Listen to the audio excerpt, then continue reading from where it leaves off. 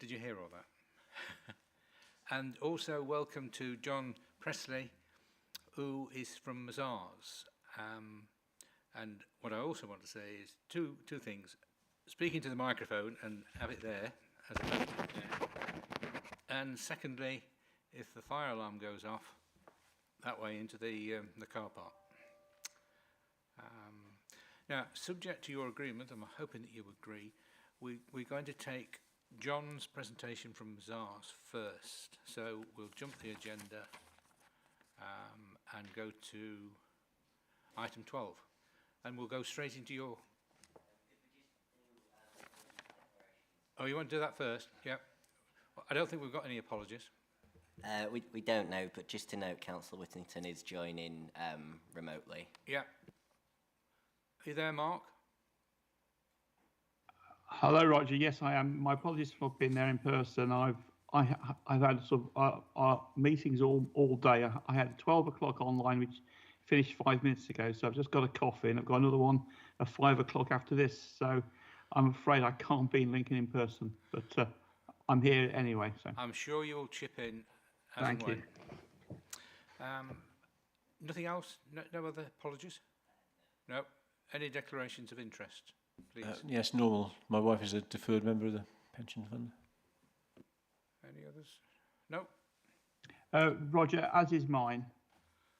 Okay, yeah, the My normal wife's one, also Mark. A deferred member of the fund, yeah. Thank you. So to help John, are you happy to go straight to item 12 for the Mazars presentation, please? Yep. Right, over to you, John. Thank you, Chair.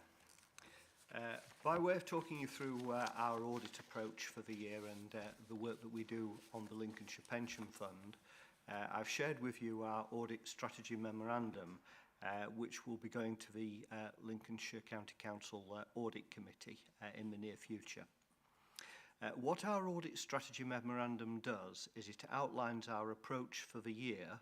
It highlights any sort of significant audit risks as we see them, and sets out the work that we do on any key judgments that are made around the figures that feed into the accounts.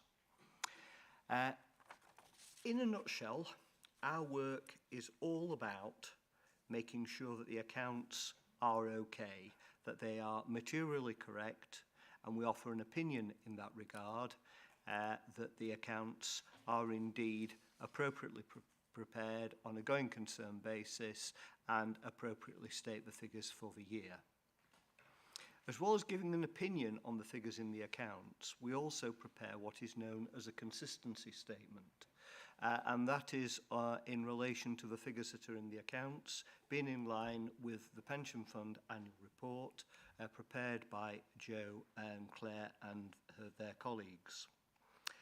We also, on occasions, have some responsibilities in relation to wider reporting and electors' rights.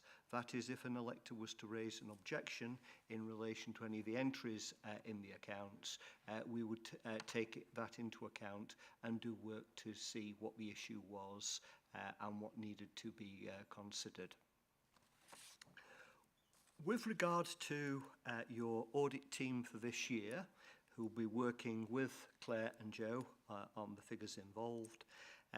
The audit is led by Cameron, who is an engagement partner in the North East.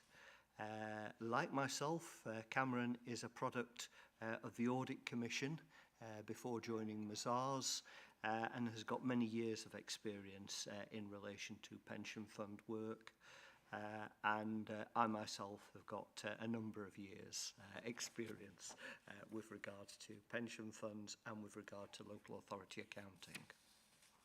In terms of the timing of our work for this year, we've completed our planning work, which results in this document that I'm presenting today, and we'll shortly be doing our interim audit, in which we actually perform things like walkthroughs of systems and check that everything is operating in the way we would expect it to be. We'll be doing that week commencing the 28th of March, as soon as Claire returns from holiday. and we'll be spending a week with you working through those sort of details. But the main part of the audit is July onwards, in which we actually receive the accounts and we do our detailed testing work with regard to the accuracy of the accounts. In terms of the approach that we take, whilst we do take a look at controls and how they're operating, in terms of the financial controls and other organisational controls that impinge upon the figures, it is almost overwhelmingly substantive work that we do to actually check the values of the investments that are held and make sure that they actually tie up correctly with the figures in the accounts and the estimations and valuations undertaken by the investment managers, the custodians and others have been prepared on an appropriate basis. A lot of our work also focuses upon taking a look at disclosures with regard to any actuarial valuations that are included in the accounts. There's a limited amount of actuarial valuations shown in the actual accounts, but we will take a look at Barnett Waddingham's work in that regard. The majority of the actuarial valuations feed through into the audit, into the member bodies accounts, so it will be the county council, etc., where those judgments will be even more important. We also briefly look at the service organisations that feed into the work of the pension fund, which include the West Yorkshire Pensions Organisation and your various investment managers and custodian. What makes presenting on a pension fund relatively easy when I talk people through what we're looking at is really, apart from the standard risk, which is management override of controls, which would exist anywhere for any audit, whether it was private sector, public sector, NHS, local government, management override of controls is always included as a matter of course. But the only thing that we're really interested in from the point of view of the pension fund, really at the end of the day, the material risk and the thing we're concerned about is, needless to say, the valuation of investments. And in particular, we take a detailed look at anything that is within level 3 of the fair value hierarchy, where the valuation work is, shall we say, more open to question than simply looking at what a quoted investment value is from a stock exchange, etc., which can be picked up and checked relatively easily. So in terms of those investments that are within level 3 of the fair value hierarchy, looking at the position at last year end, there was in total about 377 million that accounted for 13.7% of the fund's net investment assets. And what we'll do, majority of those being alternatives, what we'll do in relation to those is we'll look at the reports that are received, the type 2 reports, on the work of the auditors of the individual funds, as well as looking at the valuations that have been prepared by the investment fund managers and the custodian in terms of coming to a view as to whether the values that are detailed are appropriate. For this year, one thing that we will have a weather eye open to will be any investments that have been valued as at the 31st of December and then extrapolated forward to the 31st of March. Because, of course, the value at the 31st of December wouldn't necessarily pick up on the impact of the Ukrainian war, which will impinge upon some of the holdings, not necessarily directly held in Russia, but things, say, for example, like any holdings involving oil or other things, we'd expect to see a degree of variation between the end of December and the end of March. Now, that only becomes an issue if the work has not been done as at the 31st of March, but it is part of what we look at in detail as we work our way through the valuations. Detailed down our fees.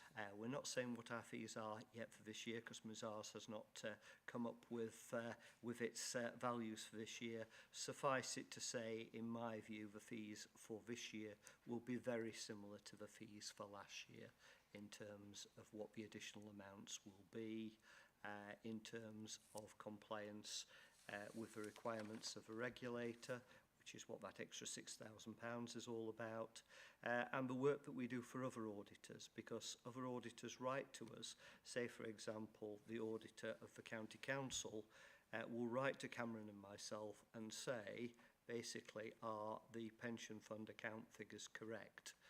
And we will offer them a view in that regard. And we will do that for other firms, not just Mazars. So we will do it for Grant Thornton and Ernst & Young, as well as for Mazars, in terms of liaising with them in relation to the values that are stated in the accounts. Needless to say, in terms of our commitment to independence, being auditors, we pride ourselves on our independence. Whilst we are friendly and have a good relationship with Joe, Claire and others here, we're very much independent of them for reporting purposes. The other thing I think I should add is you'll know yourselves, we're not talking about small numbers when we're talking about the value of the assets held by the Lincolnshire Pension Fund, which explains why our overall materiality is 29 million. Performance materiality 23 million, and the threshold for reporting matters to the audit committee if we found any problems or issues is £800,000. In other words, we are not in the business of reporting on the petty cash or looking at small issues at the end of the day.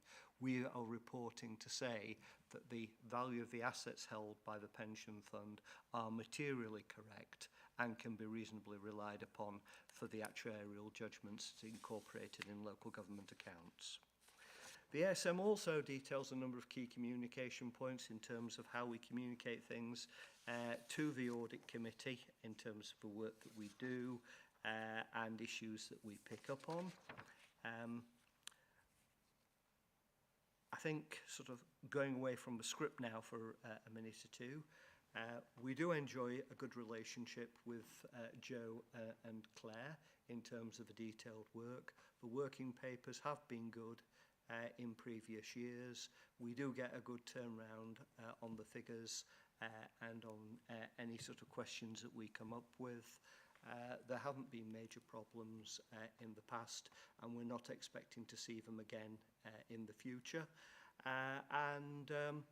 I think this, I would put this down as being a relatively low-risk audit at the end of the day, because Joe and Claire and the team do a good job of work which we can rely upon, and I don't believe that there will be any problem in delivering the audit. So that is it from me in a nutshell. So on that note, Chair, I would like to open up for any questions that anybody may wish to ask. Well, thank you, John, for that presentation. Any questions? Oh, well, I've got one or two. No. Can I ask a question, John? When you talked about materiality and misstatements, I understand how the overall materiality is calculated, but I wondered if you could explain about the trivial threshold and how that's derived, and why to me it's a tiny number in comparison to the overall materiality and the performance materiality for the fund. Yes, the trivial threshold is simply for a threshold for reporting issues to the audit committee. Mazars as a firm usually uses a figure of 3% of the headline materiality to work out what that trivial threshold is, and that indeed is what we have done in your case. I agree, it is a small number, 800,000, in the grand scheme of the assets of the Lincolnshire Pension Fund. But remember, all we would be doing would be flagging an issue to the audit committee to bring it to their attention, not necessarily asking for a change to the accounts for an amount such as that. So, John, can I, I'm just, page 11 of your report, Chair, could you refer to the pack number, because my pack here doesn't have my report numbers on, I'm afraid. Page 181. So you talk about substantive testing of transactions, and you seem to place a lot of emphasis on the investments, which is fine, but equally there's a lot of payments going out. I just wondered what substantive testing amounted to. In other words, you know, what's the sample size and what have you? We use a sample size calculator based on sort of risk, etc. We will test a number of the benefit payments that are made during the course of the year. We do deal with that side of the equation as well as with the investments. So we do work on the benefits and contributions as well. The kind of size that we'll be talking about would be a figure of somewhere between 30 and 50. It won't be a very, very large number in terms of looking at the detailed calculations of benefits. Likewise, we won't be picking a very large sample of the contributions that are made either. It will be that order of magnitude in terms of the substantive testing that takes place. This is the googly. So in previous years, we've had a combined report for the county council and the pension scheme merged together. I don't understand that, and I don't understand why they can't be separate, because to me they are totally two different audits. I just wondered whether Mazars would ever agree to doing a kind of a separate audit report on the pension scheme, separate one on the county council. Because sometimes the county council hold us up. It may be a googly, but it was a half-expected googly. The answer to that is yes. One of the key issues that we face is, at the moment, the accounts are in a combined document and are therefore signed off all at the same time. So there's the county council's accounts and the pension fund accounts are signed off as one document by the organisation itself, which is at which stage we can give our opinion once it has been signed off and approved. It is possible to give an audit opinion on the pension fund separately and to deal with it separately. There are instances around the country where pension funds do provide accounts separately and they do get audited and signed off separately. It isn't necessarily something that we cannot do. So yes, it is indeed possible. So it is possible? It is possible. Well, perhaps take that away then. Okay, that's encouraging. I prepared for that one by having a conversation with Cameron. Good. A third one from me. On page 187, so this is the fees page. I guess I've got two questions here. I don't know what your charge out rate is per hour and what have you, but is a scale fee of 18,750, okay, there might be an increase this year, I don't know, but is that adequate? Do we get adequate audit days for a scheme that's worth 3 billion, 270 employers and many, many members? The PSA scale fees that are detailed there, the amount of 18,750, have stood for quite a few years, for at least the last 2 or 3 years. Whilst expectations have gone up in terms of the detail that we will pick up and we will work through, hence the fee variations of £6,000 last year. I would envisage a similar sort of order of magnitude, if not more, this year in terms of making up a sensible fee moving forward. We can do enough testing work within that sort of order of magnitude, provided we place a degree of reliance upon the work that is done by management, the work that is done by the custodian, and the work that is done by the fund managers. What we cannot do is we cannot substantively test everything against the backdrop of that sort of fee level. However, it is the sort of fee level that has been set for other pension funds around the country, but all of them are now subject to those additional fee variations, and that's regardless of whether the firm is Mazars, Grant Thornton, EY, or whoever it may be. Because to some degree, the PSAA fees were set very, very low 2 or 3 years back, and now we're seeing a degree of restatement of the fees in order to make sure that the work is done to an appropriate standard. But it's not out by an order of magnitude. Okay. Just one final one from me, and then I'll shut up. If you look at kind of the comparison between the pension assurance letters, that's my, and your total fee, just seem to be out of balance, really. So I don't know whether that's where you're making all the profit in the 11,200 compared with the, if you like, 24,750. That just seems to me to be out of balance, but no doubt you have to write a lot of letters. Yes, it's sort of, there's an acknowledgement letter, there is the actual assurance letter, and then there's a follow-up and any queries that the auditors raise after that assurance letter. The fee for each of those letters is last year was about 1,400 each for doing work for the auditor of another body. I would agree with you on balance that certainly is somewhat more lucrative than the overall audit itself. If I was to look at the amount of time that had gone into it, I think the thing that is an issue is the fee of doing the work for the other auditors is almost entirely at our discretion, whereas the scale fee with the PSAA is set at, shall we say, a rather parsimonious rate. Okay, thank you. Jerry.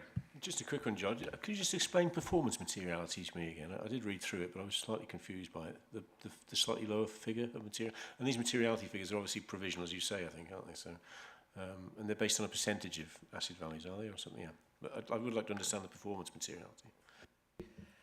Performance materiality is the level at which we design our testing to test to. So we work out that there's this overall level of materiality as to what would matter to a reader of the accounts, and that comes to about 29 million in relation to the Lincolnshire Pension Fund. But we design our testing to test to a level that is about 75 to 80% less of that figure. And we do that because we need to consider what the value may be of something going wrong in one area and something going wrong in another area and being added to it. So if you want to see the performance materiality figure as anything, you should see that as being the figure that we design our work to test any errors that are of that value or more. And the headline materiality is all about the overall figure that we think a reader of the accounts would be bothered about in the grand scheme of things.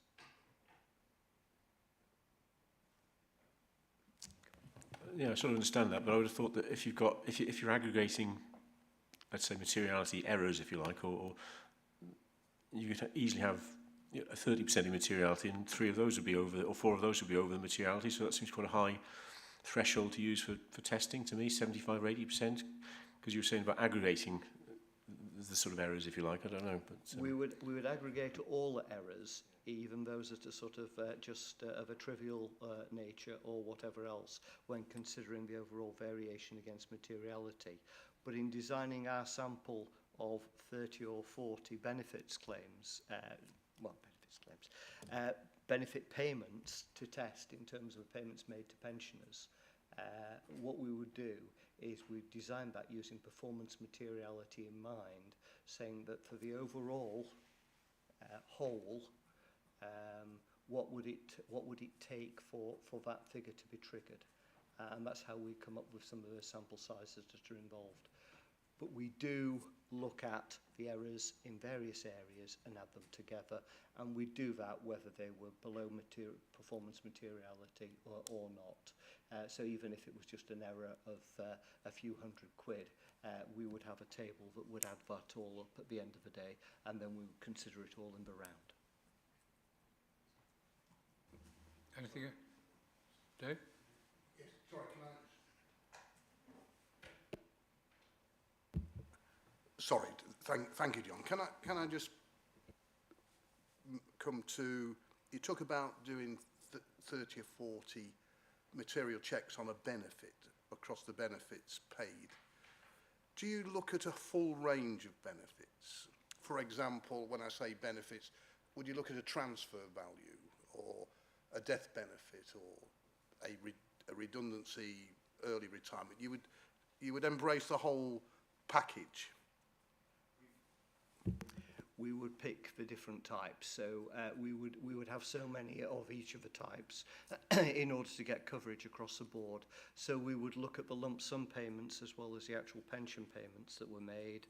We'd have a look at transfers in and transfers out, but that's separate testing to the actual sort of benefits testing. We test transfers in and transfers out separately, but it is a separate piece of work to benefits and contributions. But we would look at any lump sums, any sort of death in service stuff, or whatever else in terms of the nature of payments made. And we would have so many of each different type to give us some reasonable coverage, because part of what we're often trying to determine is whether the calculations in the automated systems are turning out the right answers.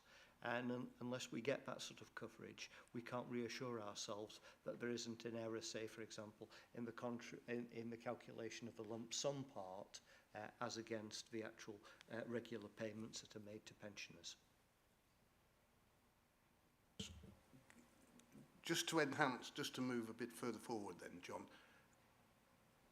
some of the calculations that we're talking about are not, if I may say, they're not straightforward, are they, in that respect? So, I mean, there's market conditions and all the different sort of variances.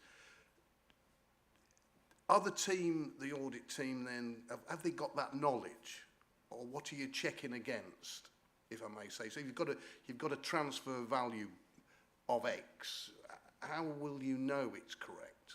What are you checking that against, if I may say? I mean, it's say your transfer value could be £250,000 as one benefit, as one payment.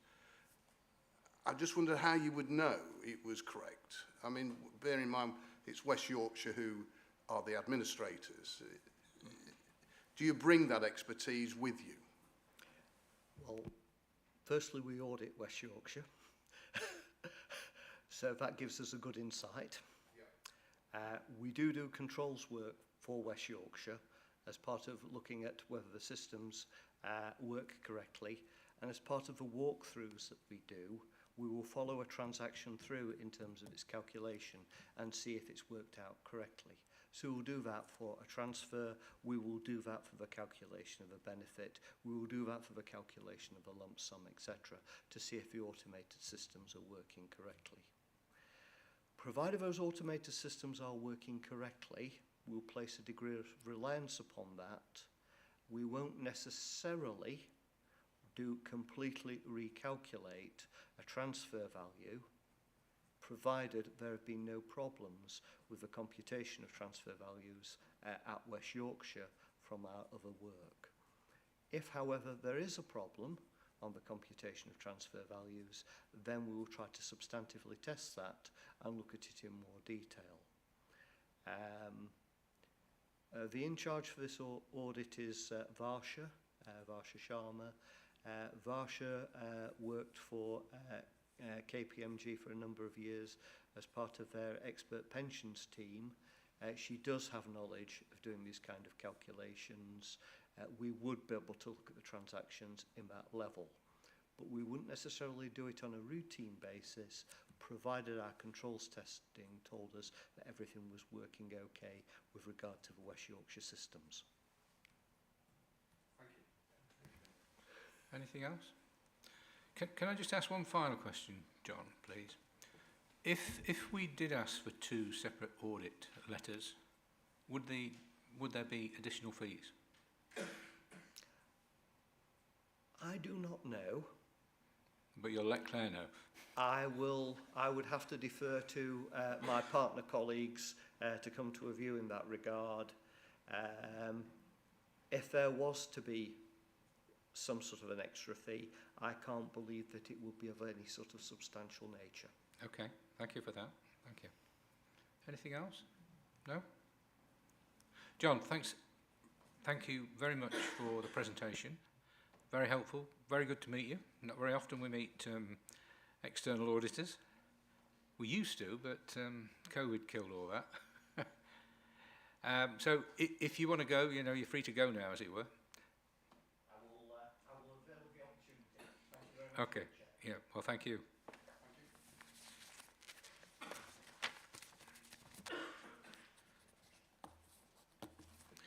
Right, I think we'll go back, we'll pick up the rest of the report in the routine order, if we may. So, we'll better go back to the minutes. So, agenda item 3, the minutes are there. So just turn the pages for accuracy, please.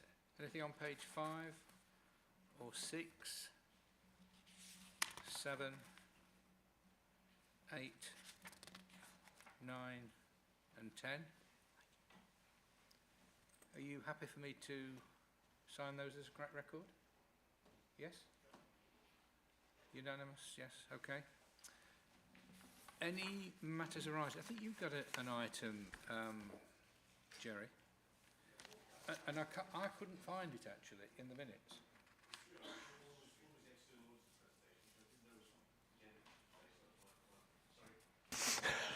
One was the external audit presentation, which I didn't know was scheduled today, so that was my mistake. Yeah, on page 6, pension fund update.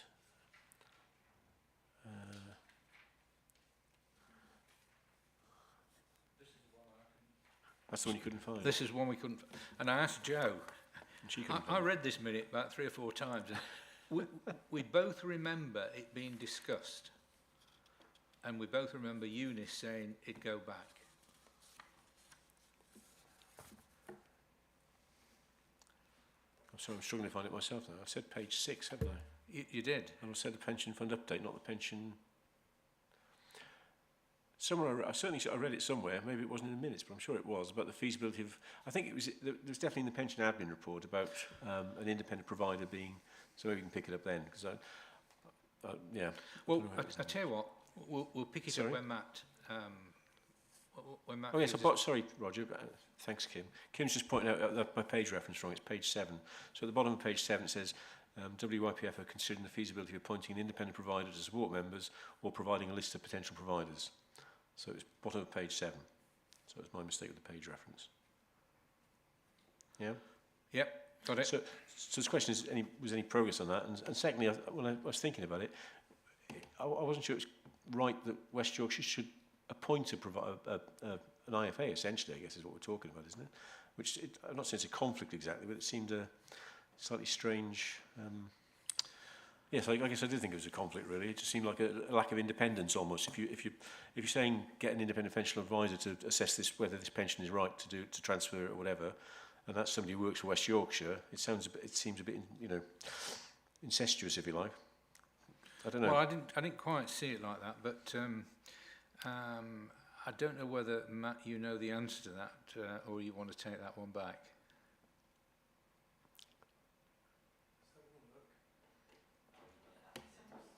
Sorry. Okay, hear me now. Afternoon, everyone. I don't know if I've got an answer. I can give you an opinion, and I can go back and I can find some more information. Advice, particularly around saving statements and annual allowance, is a really hot topic because it's the individual's responsibility, but it's hugely complex and it often involves quite a lot of money, and it's usually our senior officers in our employers. In my experience, what has happened is the employer, and usually, and the pension fund, if it's a small fund, has arranged for group advice or group sessions. So maybe and often the actuary would come in and deliver a session. And if there was something that the individual wanted to take from that session or take further, they would then book an appointment with that actuary's financial advice arm. Now, that's only my opinion and experience, but what I can do, Jerry, is I can take this back and I can flush this through with Eunice and then come back with an update for you. I agree that it would be curious, even conflicted, that if this was West Yorkshire offering financial advice to asking membership across the board, and I don't know how that we would do that, because obviously there would be fee payable. So, are you all right for me to take it back? Yeah, I mean, I didn't see you as West Yorkshire providing that advice. I saw you engaging, say, someone like Hargreaves. Or, Sorry, yes, no, that's what I picked up. And that's where I don't see that there necessarily is a conflict, because they would be independent of you. So, you know, with another hat on, where I've got a private sector scheme, the trustees employ an IFA to give that sort of advice. So,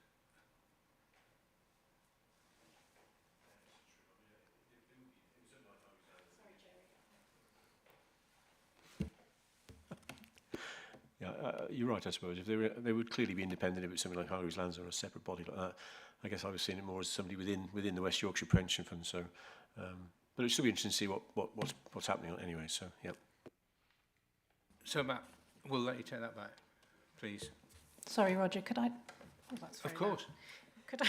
Could I just add to that, please? Just to say that obviously we do, working with the shared service, use Affinity Connect that come and do pre-retirement courses and midlife courses they're starting to do. And there's always the offer of independent financial advice at the end of that from those groups. Absolutely right. We have a number of employers that have used Barnet Waddingham to come and provide sessions for their staff, particularly on the annual allowance issues, the tax issues. There was also discussion with national frameworks as whether they could set up a framework of IFAs that all funds would be able to access. The difficulty with that is the number of companies they might need on there, and then the ongoing monitoring to ensure they're up to date, because the advice for taking a pension from the Lgps can be quite different from taking a pension from a defined contribution scheme. So there's a lot of difficulties with setting up a bank of potential IFAs, and we would want to remove any risk of the fund of a member coming back and saying, well, you recommended this person and they gave me the wrong advice. So we had discussions prior to Matt's starting at WIPF within the shared service, because I think Mercer's were offering a service. So I don't think it's particularly moved along from there, because say we did have some concerns, but we do encourage all our employers to assist their employees by working with our actuary, for example, our benefits advisor, to get more advice, or say the Affinity connection is very useful as well. Well, we'll let you take it back and we'll have a look at it next time. So, page 9, I think the ABC data, you've had all that, haven't you? Yeah? Yep, that came through at the beginning of January. I think it came through on the day of the meeting, actually. It came through on the day of the pensions board meetings. Yeah. And then page 10, well, we've had the presentation. Okay.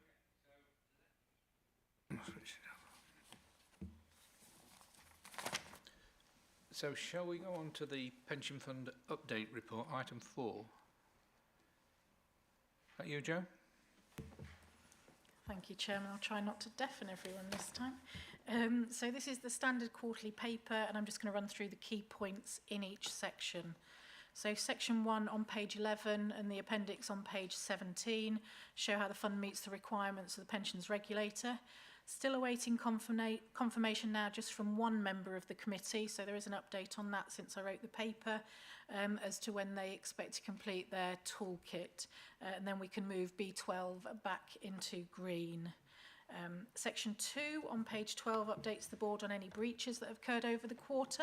Late payment of contributions is covered in item 7 on the agenda, and following the concerns with Prudential, review of the AVC provider was undertaken, and that's covered at a later agenda item. Section 3 on page 13 updates the changes for the risk register, and there are none to report over the quarter, and the risk register is being reviewed ahead of the July meeting where it will be brought in full. There was a question as to whether the financial impact of the conflict in Ukraine should be added as a separate risk. Overall, the impact of investments in Russia is very, very small, at less than 0.1% of the fund's value, and therefore not material in the size of the fund. But the review of the risk register that's being undertaken is following a lot of work that the Council's been doing on how it presents risk registers and how it looks at risks. So that will all be brought into that review as to how we can phrase any investment risk. And we're also potentially looking that we could invite the Council's Principal Risk Officer to explain those changes in the risk register if the board would like to have a presentation on that and explain the new process and the thoughts that have gone into that. So, sorry, Joe. Yeah, I was just going to say, it's not. I guess it's not direct, always just the direct effect. It could be the indirect effect through all, you know, the inflation aspects, set supplies, and everything else. But I suppose that's difficult to see in terms of the investments, anyway, isn't it? But I think it's all part of, you know, there's a risk that kind of covers market volatility, and we've always got different things that are happening in markets that provided volatility for either short periods or longer term periods. The Brexit risk was in there because of the impact as to how actually financial markets might work following Brexit, so it was wider than just the plain market risk that hopefully you feel is already covered in the risk register. Just to add to that, Joe, and I'm not saying that you should just think about it, but and I almost mentioned it this morning, but I sat in on an XPS Ukraine, Russia, etc., and there's a lawyer on who kind of, I suppose I don't know, it was quite nerve-wracking really, because she said, in the light of the government sanctions that they've introduced on various things, you as trustees have got to be really careful that you do what the government say, because if you don't, you could be penalised. So, again, I don't know whether that added to kind of Jerry's risk profile. So, you know, just something we think about. And I don't know whether you've seen the TPR statement on Ukraine and Russia. Yeah, and the discussions we've had with managers have been making sure that they are all meeting the requirements of any government sanctions that are there. So, again, it's all managing the overall investment risk, because there could be sanctions on other things at some point in time, rather than trying to address the specific issue that is now. It's trying to have a wider view of the total risk. If you're happy, I'll continue. And we will come back in the later papers to see if you would like to have that Principal Risk Officer come and present on the risk register. So section 4 on page 13 provides an update on what's been happening with Border to Coast since the last meeting. We did hold a meeting with all the partner funds and Border to Coast on the 2nd of March on the impact of the Russian conflict on the holdings within the sub-funds that they manage. The Lincolnshire position was shared with board members in the weekly update email, and we'll continue to provide updates through that Monday morning email. And just to remind members, so at the end of February we had about 1.8 million, or 0.06% of the fund in Russian investments. Obviously that figure will be much lower now, near zero, and that's across 3 managers that we have: Border to Coast, Legal and General, and Morgan Stanley. So the joint committee was held on the 8th of March, and I shared papers with the board.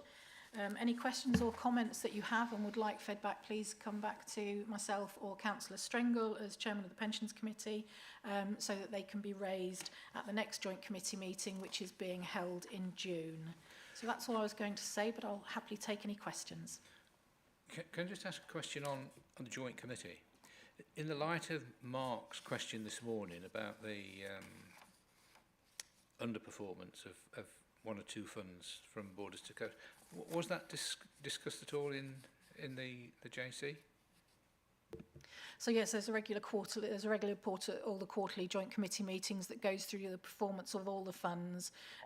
It explains where and why underperformance has happened. It explains what Border to Coast, so particularly on the externally managed funds, on the alpha products, what they're doing with those underlying managers, where they're not performing as expected, whether they're likely to be put on watch, what additional meetings they're having. So there's a lot of information that gets discussed at the joint committee to provide reassurance that Border to Coast are managing those sub-funds appropriately.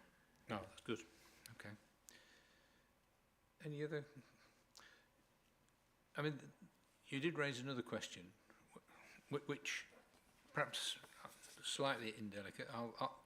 It's the one about the 6 months toolkit. Well, yeah, Joe's updated. Obviously, there's only one outstanding, but it does seem quite a delay. It is past the 6 months. They're both past the 6 months, but I don't know whether there's what you can do about that, or how formal that time frame is. But yeah, I have had discussions with Councillor Strengle about that. As I say, I did hear this week that one of the members has done it and will be getting the certificate to me. The other one, unfortunately, I've not heard back from, so Councillor Strengle is actually going to speak with the Chief Whip to raise the issue. So, you know, it is a mandatory requirement with the Pensions Committee that they all sign up to. So I haven't just been leaving it and hoping that they do it. There's, but it is a difficult thing to, you know, enforce. So we are, as I say, taking that through the appropriate channels. All right. Any other questions? No? Happy to accept the recommendation, which is the board consider and note the report. I think in terms of the risk manager, I think that would be helpful if we can fit it in. Yeah, I think on that I would agree, Roger, because I think there's just so much risk now, potentially not just coming out. I think it's all linked to what's happening in Russia and the Ukraine, because potentially, you know, we could be into a situation where, sort of, you know, if a recession starts to affect, even, you know, see the papers now, financial pages talking about stagflation, all this kind of stuff, and the stock market could take a big dive. So it might be interesting just to sort of see, you know, identify all the risks that the fund is facing right now. Thanks.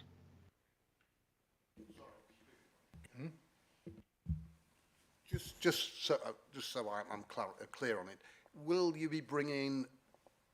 When will you be bringing, Joe, the revised format? Is this to the July, or is that going to be later in the year? No, there's work that Claire's been doing with the risk officer and will be doing ahead of the July meeting. So we'll be bringing a revised risk register to the July meeting, which is the time we always have the annual review at both committee and board anyway. But I think it would be useful if we can have the risk officer to come and just explain how it's presented, as it is presented, and why we don't go to the nth degree in all the risks. And it's actually about those really important risks that are, and we need to update it, which is why we bring it every quarter. So there has been a slight shift in thinking as to how we present risk registers. So as I say, there's some work being done, but we will bring a draft to the July committee and board for consideration. Okay. So, happy to know that report. So we move on to Responsible Investment Update report. Claire, please. Thank you. The report brings to the board details of the fund's responsible investment activity during the third quarter. The report details activity which has been undertaken by the fund and organisations that the fund is a member of and uses for RI activity. Section 2 of the report details the work of the Local Authority Pension Fund Forum, and paragraph 2.2 details the work that they've undertaken during the quarter. This includes company, collaborative and policy engagements on behalf of its members. Further information on their activity can be found in their quarterly engagement report, and a link to this is contained in the paper. Section 3 covers the work of Border to Coast. Each quarter, Border to Coast publishes details of its RI activity, and this is available on their website. Highlights are set out in paragraph 3.2 and include the publication of their 2022 Responsible Investment Policy and Corporate Governance and Voting Guidelines. And these were seen by the committee and the board in meetings earlier in the year and at the end of last year. It also includes high-level information on voting activity across all their sub-funds. In addition to the work undertaken directly by Border to Coast, they've appointed Robeco to provide voting and engagement services, and details of their activity are set out in section 4 of the report. Section 5 highlights the responsible investment activity undertaken by Legal & General, and this is a new addition to the report for this quarter. The fund has invested in 15% of the portfolio in Lgps Future World Fund, and they publish a quarterly ESG impact report, and there's a link to that in the paper. This provides details on voting and engagement activity that they've undertaken. Section 6 covers voting activity for the 2 Border to Coast equity funds that we're invested in, and Appendix A and B provide more details on the voting activity during the quarter. Section 7 provides the board with information on work undertaken by officers with Border to Coast on the development of net zero reporting metrics. The fund will be required to measure and report on net zero progress through initiatives such as the Task Force on Climate-related Financial Disclosure. The aim is to identify a single set of industry standard metrics which can be measured and compared consistently over time and across all of the portfolio. And the report identifies the key principles in selecting matrix and the key areas which they will cover. Finally, in September last year, the fund submitted its Stewardship Code report for 2021 to the Financial Reporting Council, and a copy of that is attached at Appendix C. You'll be pleased to hear that the fund has recently heard from the FRC that our application for 2021 was successful, and Lincolnshire Pension Fund will be added to the list of signatories published on their website. The FRC has provided feedback to officers, and this will be reviewed and considered when preparing future year submissions. It's probably just worth noting that the FRC expect to see continuous improvement through the annual Stewardship Code submissions, so the fund needs to keep on developing in this area to remain a signatory for the code in future years. We received a question prior to the meeting relating to some of the disclosure within the Stewardship Code around annual employer meetings, particularly in light of the meeting which was held earlier in the month, where we had around 30 employers attending. This is just a one-off meeting that we hold, so yeah, those 30-odd attendees are from across all of our employers, but we have made a recording of the meeting, and that is available and publicised to those employers who weren't able to attend the session on the day. Yeah, it's not a responsible investment issue. It's just I was just surprised it was, and it's 275, not 249. So it's a very small proportion of employers attending, isn't it? And that was including 2 from Boston College for a start, because I was attending as well as the payroll lady. So it's just disappointing that such a small proportion, isn't it? But is that normal, Joe? About the same as usual, or was that lower than normal? Or? I think we did have 5 individuals here as well to bump up the numbers. We had five employers come here. But yeah, I mean, 40, 50 or so previously when it was all held here. I think most funds don't get particularly good turnout at their annual employer meetings. It'll be interesting for Matt to share if he's got any idea of the numbers at West Yorkshire. But what we also do is with the admin work, there was actually about a week before, there was a administration meeting for employers. And it is generally that side which employers are far more interested in, because it's the doing, it's what have they got to do, what's changing, what they've got to do. It was about year-end requirements, etc. As much as we try, it's quite difficult to get them interested in how we invest the fund, how we're governing it, how we're looking after their contributions and ensuring that their scheme members get paid. So we will continue doing it every year, and we try and encourage employers to come along, but it is very much the same ones every year. What was the attendance at the admin sort of training session or admin meeting? That's quite a lot of employers, isn't it? Anyway, Yeah, I don't have those numbers. That was fully virtual. But on the admin, they've been doing a number of different topics as well, with drop-in sessions and bite-sized things. So, you know, we did a 2-hour meeting, but trying to, you know, to show how we govern and manage the fund overall, and try and encourage their interest.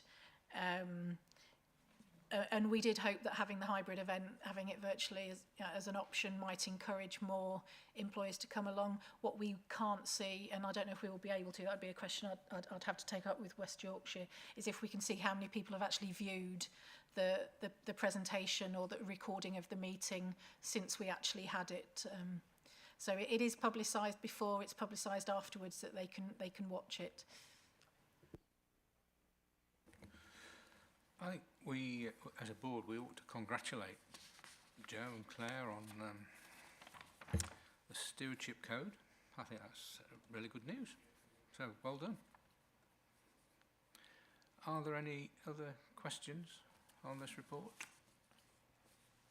Just on the stewardship code, I sort of attended most of the committee meetings, one online, but I think you're right in saying we're only one of 2 border to coast funds, certainly, who've got this code. Is that right? Or signed up to the code, yeah. So it's very good.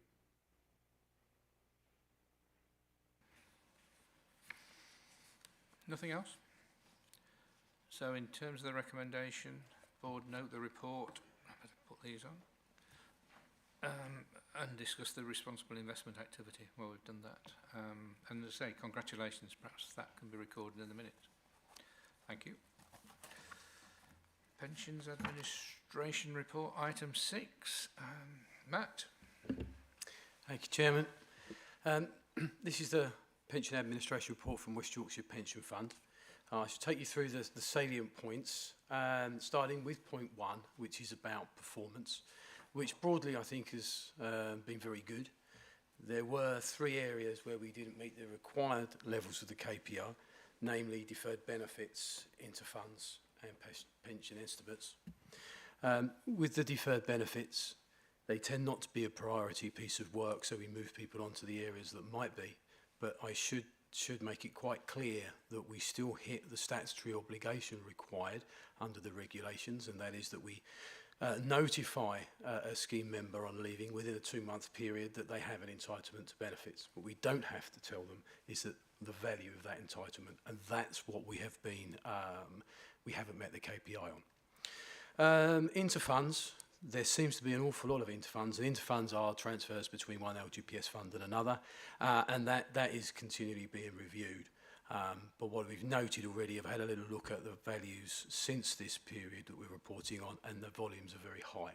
The good news on the estimates is that seems to have been a blip through the Christmas period with holidays of staff and the vacancies that I'll come on to later, because we have had some significant vacancies at West Yorkshire that we didn't make the KPI then, but it seems like we are now, even though volumes are quite high. Christmas and that December period tends to be very busy because people either review what they're doing in their pensions, perhaps because they're at home, or they actually look to retire at the end of the calendar year.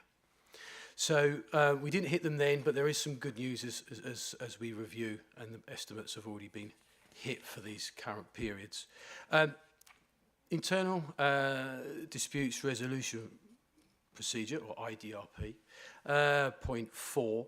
I've asked the fund for some updates just to see where we are, because some of these appeared to me, and being need to be quite long-standing. So looking at the first appeal at stage 1, that was not upheld in October. The second one as a stage 1 appeal, that went back to second medical, and that has now been, the medical, the ill health pension has now been awarded.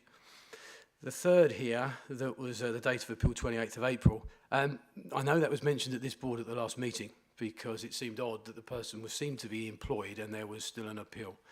We've gone back to the employer and the member. Indeed, they have not been dismissed on the grounds of ill health or for any other reason. They are still employed, so the appeal has been withdrawn. The third one here, there was a refusal on an ill health pension. we have arranged for another medical, and we're expecting another medical to be received. Actually, this has gone from stage 1, because that medical turned them down. They didn't meet the criteria, and it's gone through a stage 1, and it's now at stage 2 IDRP. Stage 2 appeals, it says here a decision letter was drafted. I'm sorry, but that's not very useful to anybody, but that appeal was not upheld. And looking at the one underneath, it's the only blot, I think, on these cases. The employer still hasn't provided the required information. I'm aware that LCC has chased that information up, as has the member, and West Yorkshire Pension Fund are in contact with the member. So it seems that relationships are fine within this process. It's just the employer is not providing the information at present. Looking to the last one on stage 2, that went to another medical, and that medical, it didn't meet the criteria. Sorry, that wasn't stage 2, that was the Ombudsman, and that didn't meet the criteria, so there is no pension payable there. Point 5, Prudential, 5.1 Prudential. I know this has been a bone of contention for about 18 months, 2 years, nationally. There's some good news here. Broadly, 360 retirements in this period, only 8 have AVCs. All those AVCs were disinvested and paid on time. Also, looking at the current contributions for AVCs, they are being received on time and invested on time. So I think we've turned a corner. That doesn't mean to say that Prudential are out of the woods or that we're going to stop monitoring them, but I think that's the best news we've had for ages on Prudential. Looking at staffing, it was a bit of a hot topic this morning at committee. And you can see here from the report that there are about 20 vacancies. So the first thing that I should point out, Joe did this for me this morning, is this is not because there's been a mass exodus of West Yorkshire Pension Fund, but we're up-resourcing or upscaling or whatever phrase you want to use, because we've looked at the resource that we need for things like the age discrimination in McLeod or the dashboard. We're not upscaling, I don't believe, for further partners into the partnership. I thought I'd get that out there as well, because that was discussed this morning. What I can say is I've had an update on this, is that the pensions officers, and there was 10 vacancies, they have now been filled. The finance officers and senior finance officers, we've received all their applications, and today they are undergoing their tests. If they pass those tests, they will go to interview, which I believe the dates have been set for next week. So we are optimistic, please don't take that as a guarantee, but optimistic that we could fill all these places by the end of May. Yeah, assuming people have 2-month notice period and all the rest of it. So I feel that that's a better story than I put out there this morning. So hopefully that's all right for everybody. Moving on then to the next point, which is the audits. And no, it's not. Sorry, I've jumped ahead. I think the next bit is, oh, way out of sync, 76, 77.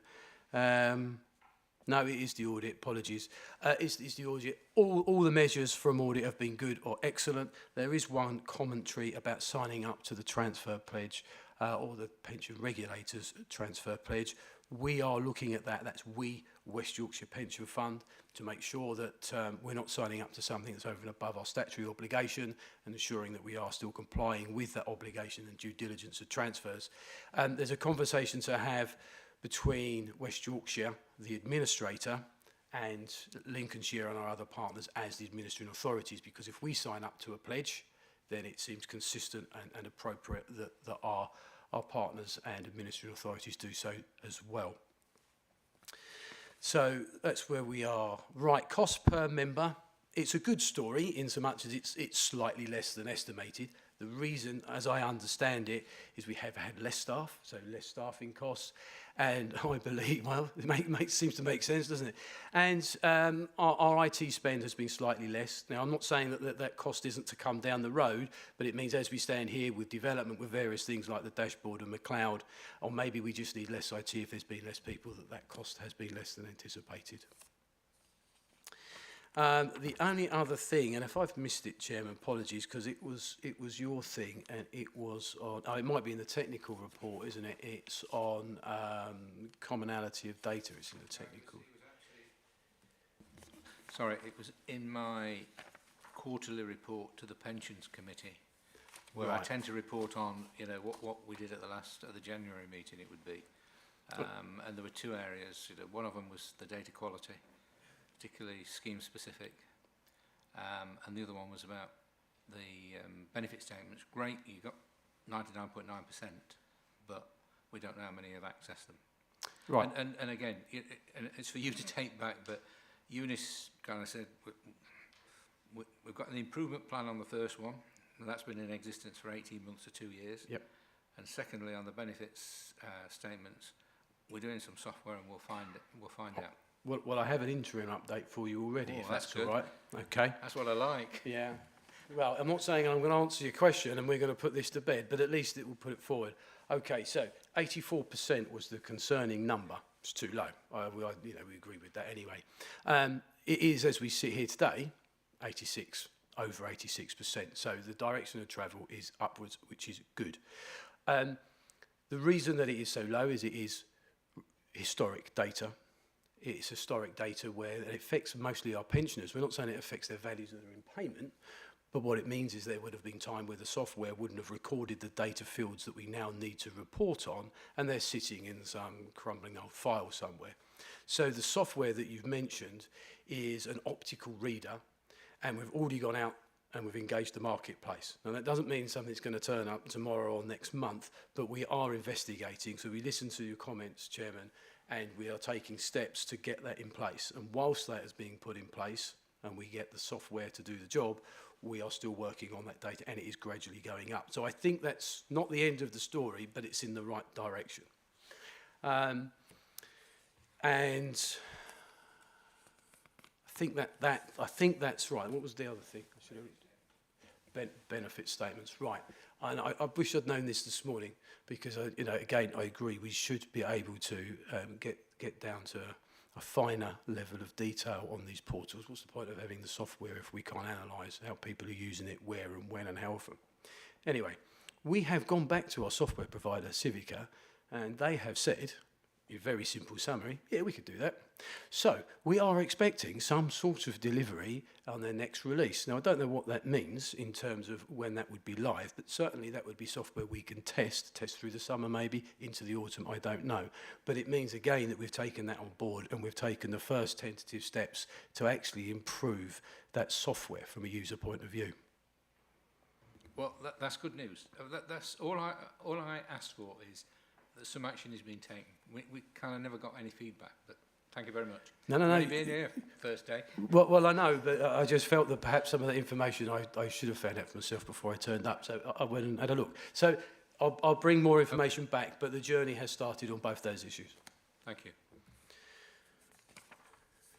Right, so the next one is the technical update, which is current technical issues. HMT have published their responses to the cost control mechanism, and I think broadly their response is okay and positive. They've identified the 3 areas that they want to introduce, and that's given us pause for thought, so we know the conversations that as practitioners we need to have with our authority bodies like DLUC. The thing that concerns us most is that this cost control mechanism still isn't taking into account age discrimination and potential costs from the remedy, and I just think that's the bit that worries us. Looking through to point to the pension scams on page 86, in November, and for the first time ever, there was a change to the, it wasn't the first time the regulations were changed, so the regulations were amended, and for the first time ever, gave administering authorities and their administrators the genuine opportunity to cease or pause a transfer if we believe that there were reasons that the scheme wasn't registered, or there was too high charges, there wasn't a link between employment and the scheme. For whatever reason, we can genuinely cease a transfer out of our funds. This is really good news because it's not existed before.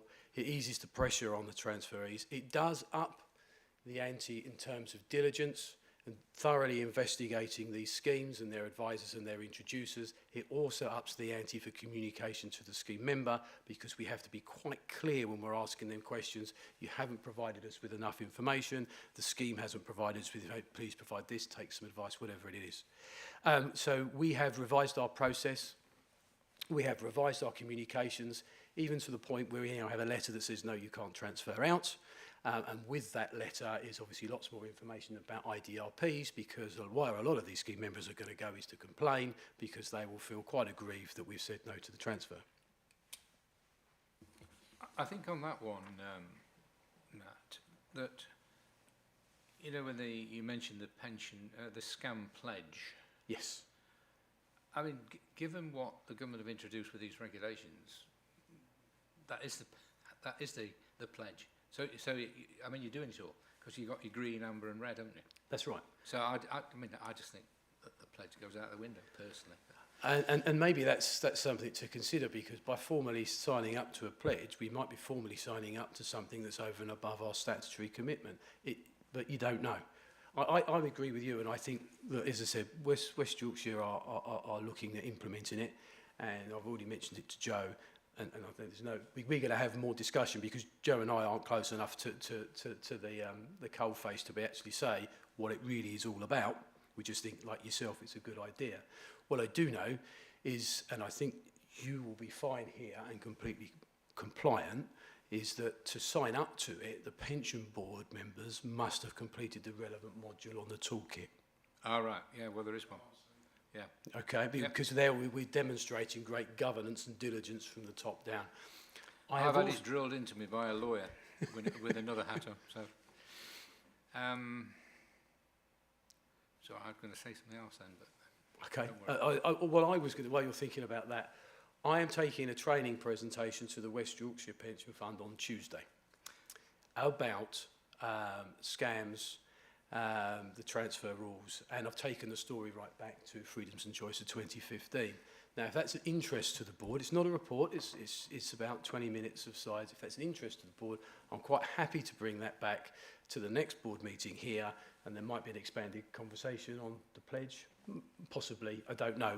But I'll just leave that. I know the responsibility for training is with you, the board, and with Lincolnshire, but if I have the information and the time to do that, I'm more than happy to bring that here. Well, assuming that, because we're already having the risk manager and it's the account, if we can fit it in, Matt, I think it will be helpful. What I was going to say to you was that third-party administrators, you know, in the private sector, are actually charging a lot of money for doing that. Green, amber and red. 250 quid a go. That's quite interesting, because the recent experiences, and I won't name anybody here, recent experiences of some UK administrators and their pension schemes have fallen foul on amber straight away, and we've had to defer some transfers, which is quite interesting. Well, I mean, I argued that they should have been doing that anyway, and therefore they're not entitled to 250 quid, because that's a good point. It goes with the territory. Well, you could argue that is an amber flag, because we could say, well, the fees are too high. I'll talk all afternoon if you want to talk, Chairman. So, so the next on the technical update is the pension dashboard.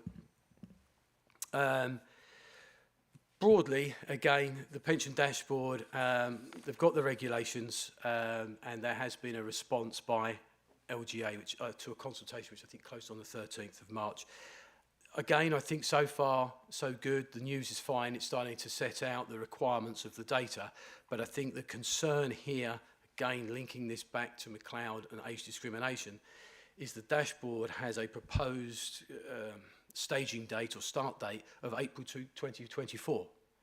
And the McLeod remedy legislation is not expected to be in place and effective until October 2023.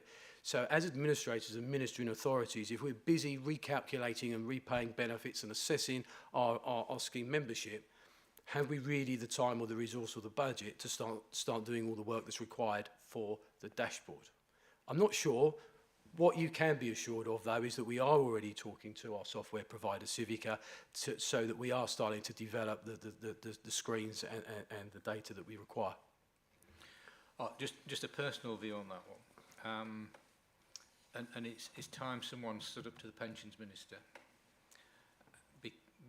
And I agree with you. I think 2024, given you've got McLeod, is just not on. And similarly in the private sector, they've got a lot of GMP equalisation, which is another reason why 2024 is ridiculous.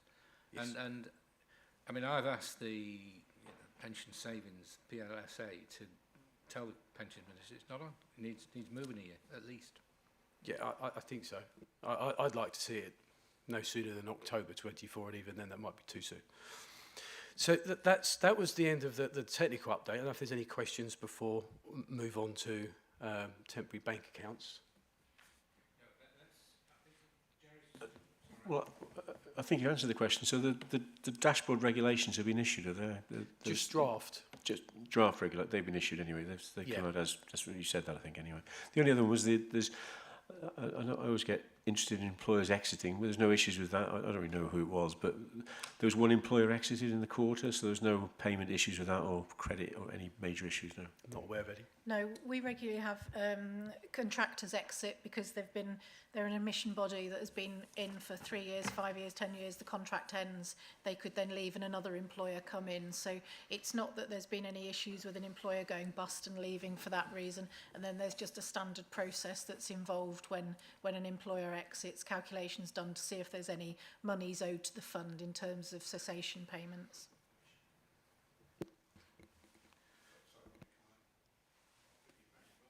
Thank you. Sorry, Matt. Can I just ask a couple of questions of you, please, if I may? Yeah. If I wind it back the other way, the transfer scams, and we've just been talking about the protections that are in the system now, or potentially. And I understand that we can now, as a fund, say, no, we're not going to transfer. That's right. We could actually say that's genuinely. We're not happy, yeah. We're not comfortable. I'm assuming that's rigorous. There's a rigorous check in the yeah. system for that. My question only is that who decides from a fund perspective that we're not going to do it? Well, it's a good question. I mean, bearing in mind that this is brand new, 30th of November with the amended regulations. There are a set of amber and red flags. Now, most of those are standard. You know, your fund's over £30,000, you haven't provided evidence of financial red flag. You're living overseas and you haven't provided evidence that this is a qualified, recognised overseas pension scheme. Red flag.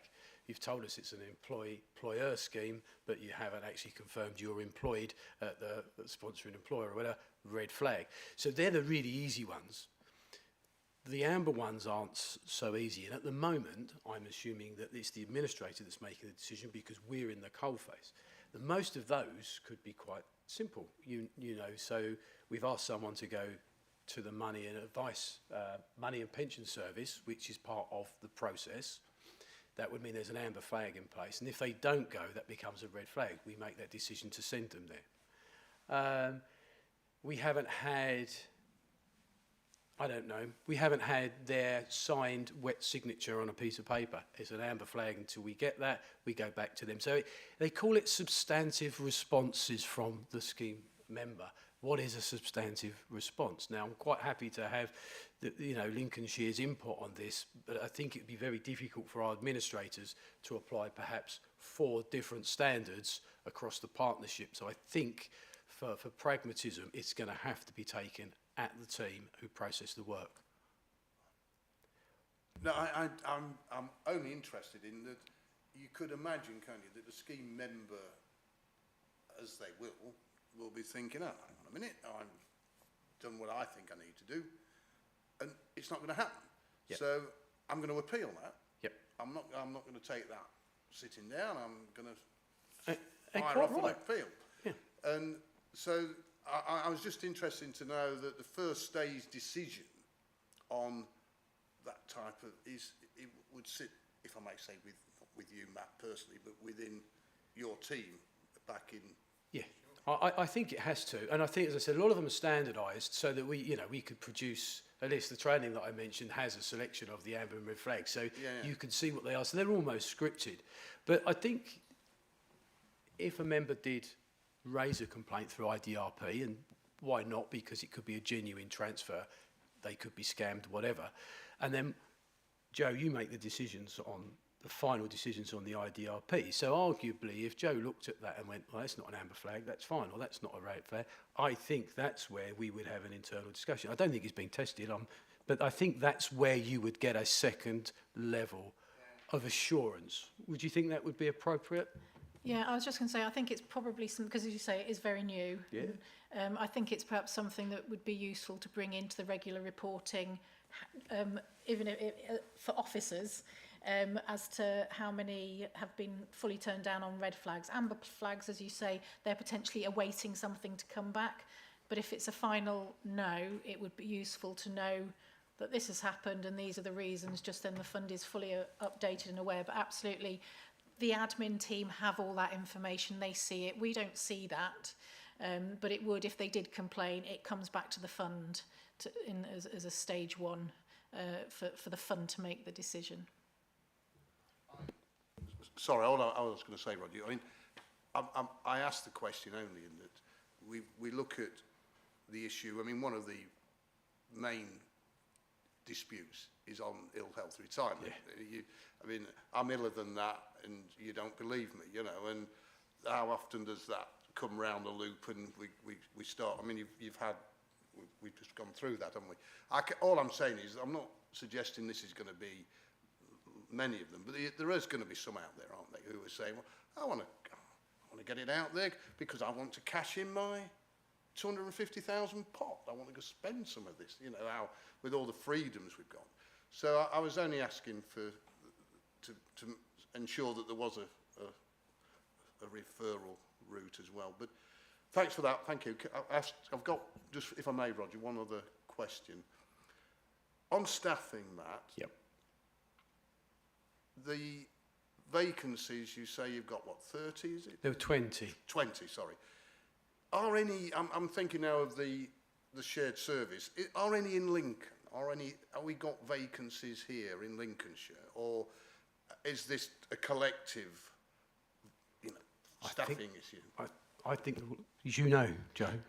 Well, the way the work's done in the admin team is that it doesn't matter whether they're people that originally came from the Lincoln team or they're the West Yorkshire team, the work is shared across teams. So people that co-located in us in the days when we used to sit in the office didn't just do Lincoln work. It'll be vacancies across the different teams. There isn't a Lincoln specific team. Sorry, again, all I'm asking is that if there was someone who, for example, applied for one of these vacancies, but was living more locally to Lincolnshire, you know, this part, rather than, if I may say, you know, would you recruit here, or would it be mainly in Bradford, say? It's not. Don't get me wrong, Matt. I'm not. No. It's okay. It's an interesting question. Let me answer it this way. West Yorkshire Pension Fund recruited me in November. I live in Essex, and I know one of the employer team, you know, lives over on the East Coast somewhere, you know, so not in Bradford. So I think there is precedent. Now, whether they would do that and extend that to the administrators, I don't know. But I think there is some precedent there because I think we want the staff and experienced staff to do the job. I think if I could just add to that, I mean, there's no expectation that the Lincoln base is going to be closing. People will be coming back into work, I think, from the 25th of April. Yeah. The Bradford, the West Yorkshire team have been told they will need to be in their offices a couple of days a week or something. So there will be people coming back in here. And we actually had somebody that worked in the Bradford office that relocated to somewhere in Lincolnshire and then started working in the Lincoln office.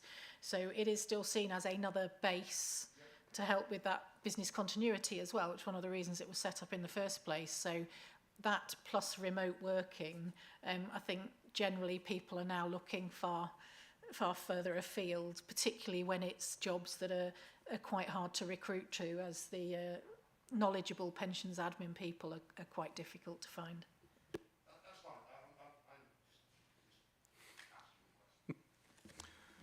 Right, any other questions? Kim? Yeah, I've just got one. The local government pay award's only just been awarded to local government staff. How does that impact on people's, or who have claimed the pension in the last year? No, that's a good question. It's fairly standard practice. If we are notified of an addition to their pensionable pay, then those benefits will be recalculated. And if there's not just to increase their pension, but if they're owed arrears of pension and lump sum as well, that would all be organised automatically. But it would depend on that information being provided to the fund. We wouldn't be seeking that from any of the employers.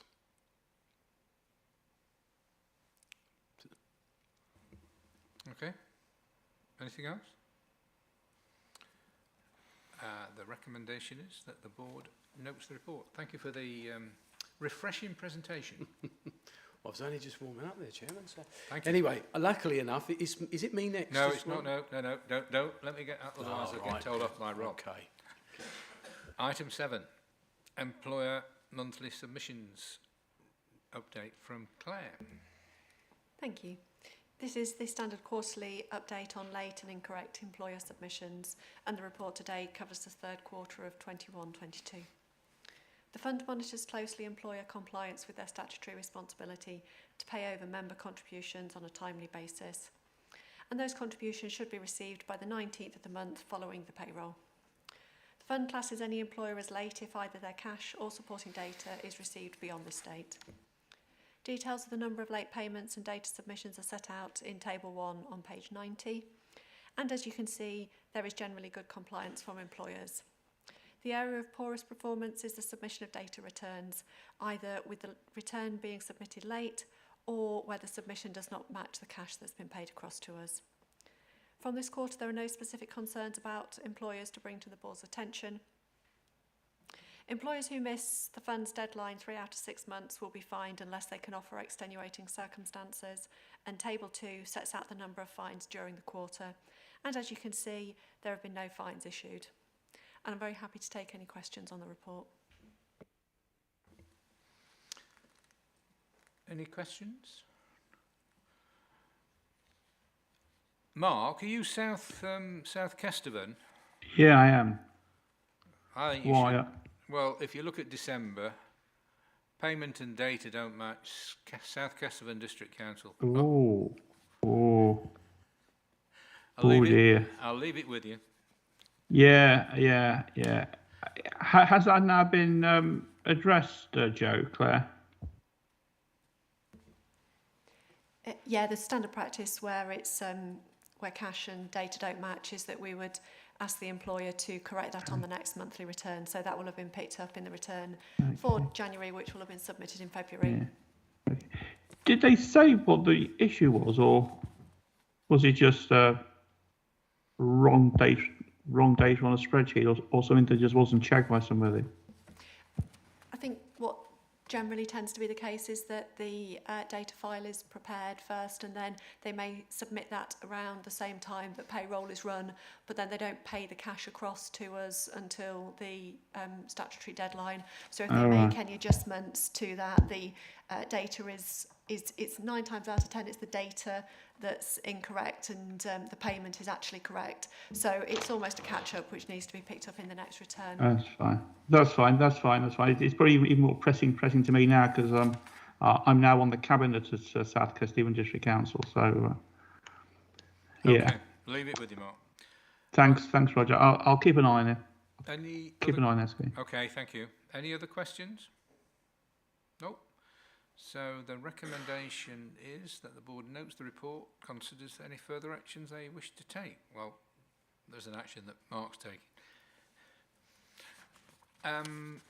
Item 8 then, temporary bank accounts, and this is back to you, Matt, please. Thank you. A short report here on temporary bank accounts, so I think it's probably best to look at the background first. We have certain requirements placed upon the fund, and in this occasion it's to do with payment of pension at normal pension age. the problem is we still have that requirement to make payment even if we have lost track of the scheme member or they've lost track of us. Now, it should be said right at the outset, we do spend a significant amount of time trying to trace these missing members, let's put it that way, or gonaways as we often refer to them as, whether it's by a national fraud initiative or it's employing tracing agencies. And you can see from the figures that, this year we closed 4 accounts, but we opened another 3. It's good practice what we're doing here because we're identifying these people as people that have gone away. We're identifying and calculating their pension benefits, and we're putting it, ring fencing it, if you like, and making payment to a separate bank account.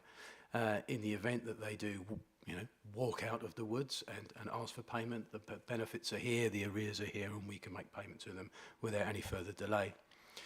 The refunds are slightly more problematic. Drafting of the regulations in 2014 put an outsized time limit, 5 years, by which time we should have paid someone a refund after exiting employment. Now, usually that's very easy to do, but sometimes employees, as they leave, they move address, they cut ties, they move towns, they move countries even. And again, even though we use National Fraud Initiative and tracing agencies, we're unable to find them. The problem with this is if the refund remains unpaid after 5 years and then they do approach us for payment, then potentially when we do, we would have to make payment, but when we do, there would be an extra tax charge or burden placed upon the fund and the scheme member. So what we're doing here is calculating the benefits before we're in that tax situation. We're identifying the amount, we're ring fencing it again and paying it into this separate account. It's not such good reading here. We've managed to close 20 accounts, so 20 people have asked for their money back. That's great, but there was another 160 that we couldn't trace this year. And this number will not fall because, there is quite a bit of churn of staff in local government.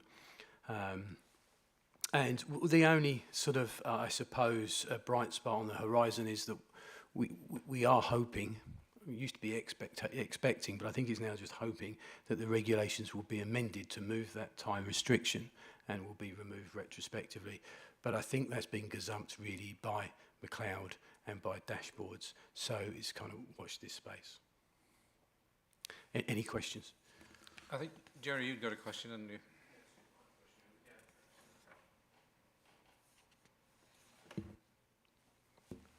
It's just a question. You mentioned in the personal visits where they're chasing up on contacting the beneficiary, you said personal visits currently on hold due to the pandemic. I was just wondering if they've been restarted with the Not to my knowledge. No.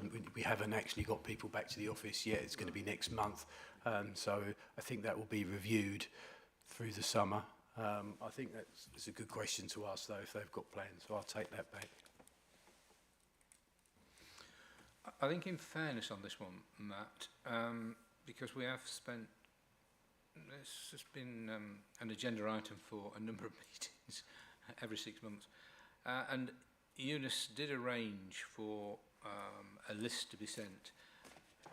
I'm talking specifically about pensioners, because it concerns me that some pensioners, anyone over a couple of grand, I just think may need their money. And there's one at 9,000, but they have done. We have had explanations, and I just wonder whether, when things get back to normal, touch wood, whether we ought to just kind of revisit that. Just, I guess the main reason why they don't claim it is because it might affect their benefits. Yes. That is definitely one of the reasons. There are several reasons. They've genuinely moved, we can't trace them. They may not be alive. They may be employed, and I think there's a tax burden. They may be benefits, and I think they'll lose the benefits. And I've even come across this, they just think they're too young to be a pensioner.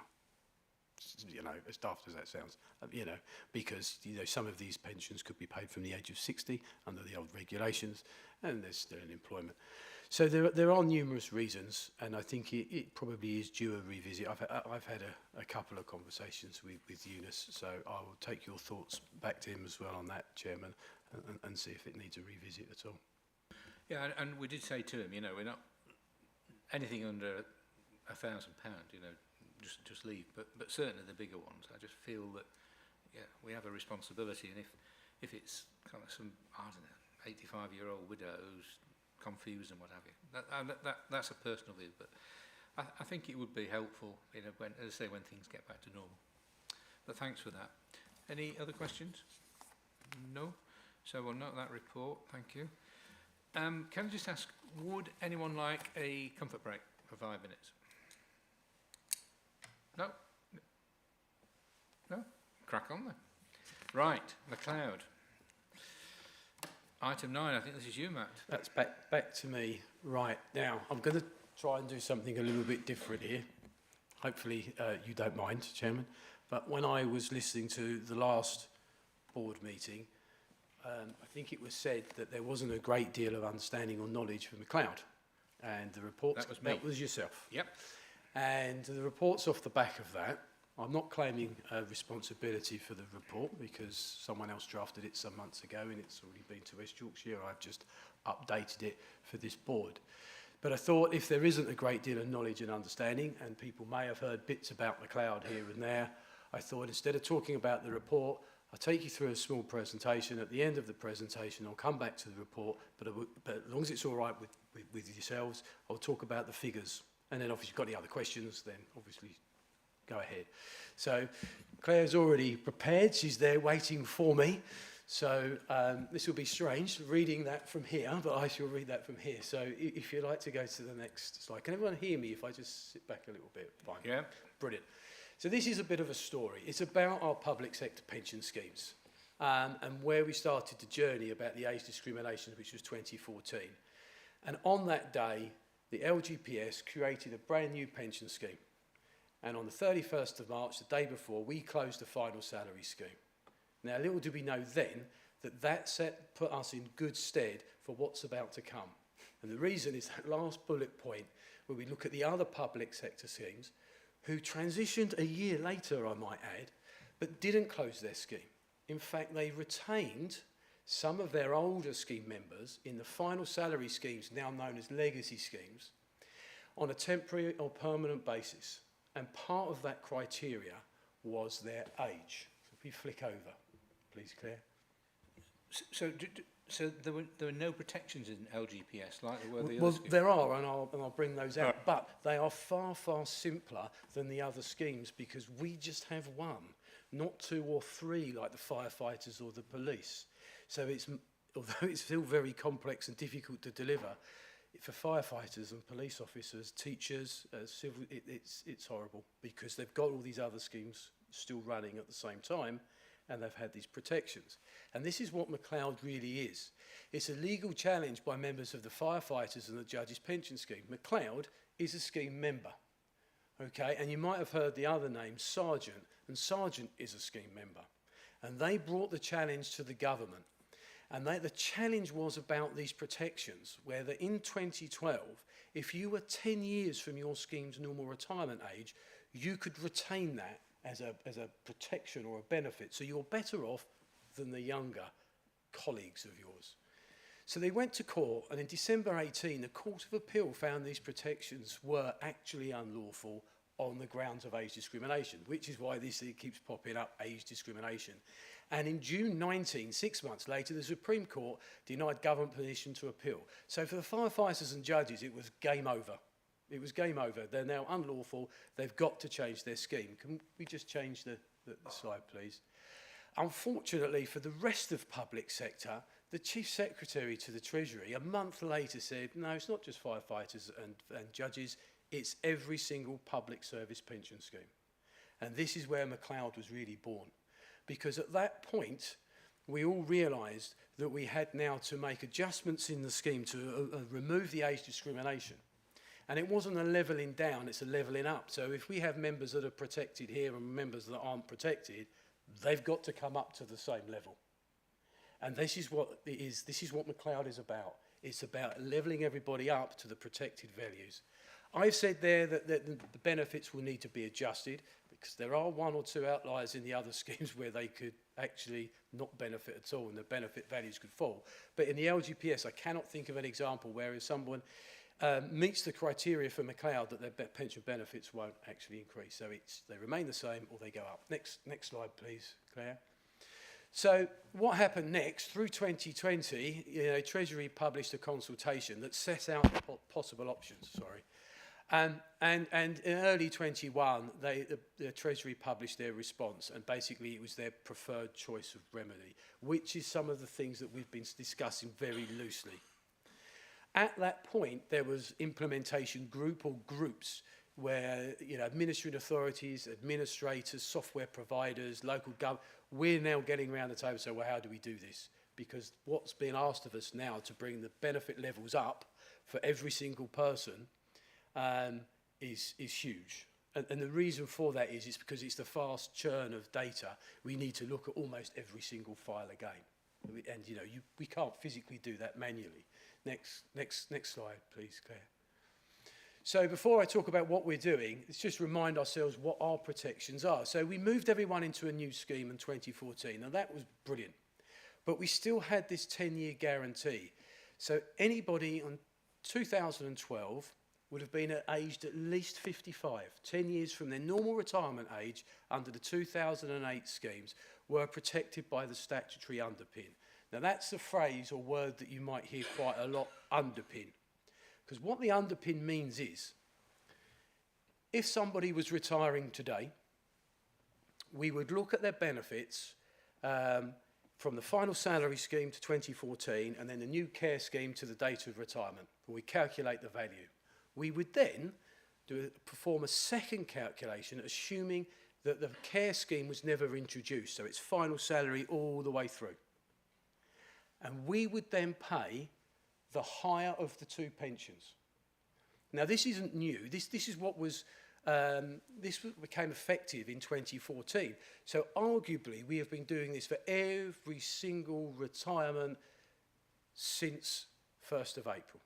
Now, the reality is that the accrual rate of the care scheme is so far superior to the final salary scheme that hardly anyone has ever qualified. What you would have to have an enormous pay rise to actually have your benefits increased under the final salary scheme. But when it does, in that final year, instead of it counting in the final year as care would, you'd then include that, you'd use that to reflect an increase in pension benefits all the way back to 2014. So you get an uplift over 7 or what is 8 years now. Can I just ask you a question on that? Yeah. So when the McLeod went for the discrimination, yeah, it was because the younger ones were disadvantaged. But you've just said that the care scheme in local government is actually probably better, yeah, probably, because of the accrual rate. Yeah. So why are they given the best of both worlds? Well, because they are arguably, you see, if you think about the care scheme, we calculate the pension on a year-by-year basis. Yep. Yep. So you calculate it, you put it in the pot, it earns inflation. If somebody had a high pay rise in that last 12 months, or maybe stepped into a temporary promotion, their boss had moved sideways, had left, and now they've gone from 30,000 to 60,000 a year. To calculate it in that 1 year, well, obviously that last year under the care scheme would give them an increase to their pension for that last year. But if you were allowed to use the old regulations and use that doubled salary in this example for 8 years, even with the lower accrual rate, the chances are that pension will be higher.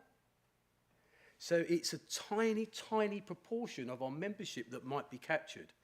It's more relevant for fire and police officers because they have a lot of promotions and they have a lot of temporary promotions and their salaries can really jump. So it's important for them to be able to have this protection applied to everybody, just not to the older people.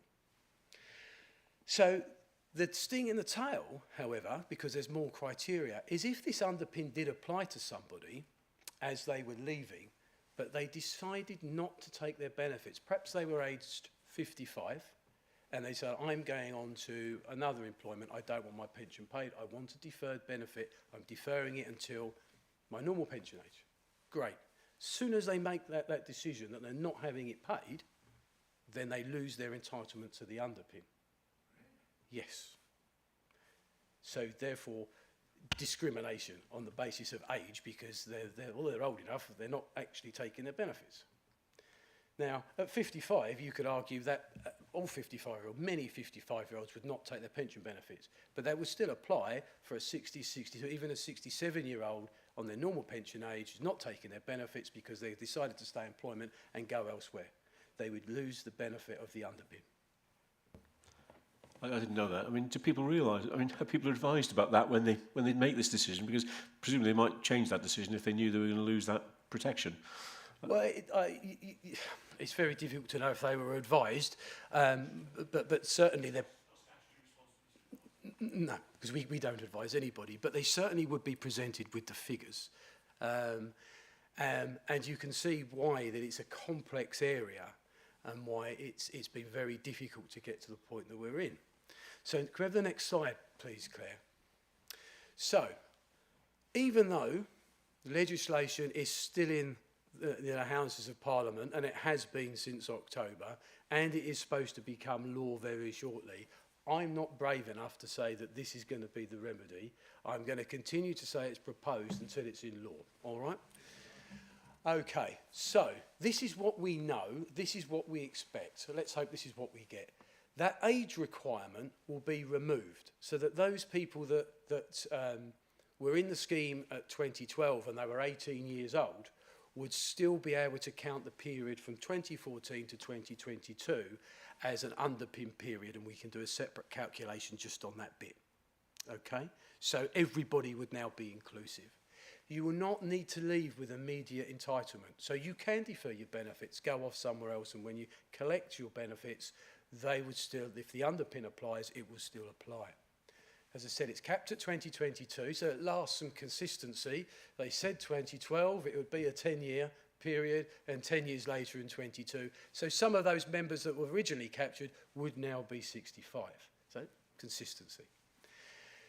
The underpin, this is interesting, will be calculated on the final pay, even if this is after the 31st of March 22, and this is where I said you could capture an 18-year-old who'd now be 28, who's got a normal retirement age in 40 years' time. We can use that pay in 40 years' time for the period 2012 to 2022, or 2014 to 2022.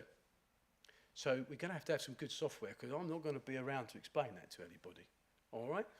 I'm glad there is some perplexed faces and almost painful expressions, because this is what we've been doing for 2 years as your administrator. Now, just to complicate it even further, there are up to 2 stages. Obviously, if somebody leaves, we do the underpin calculation, and if they're due their higher pension, we pay it, and the process stops there.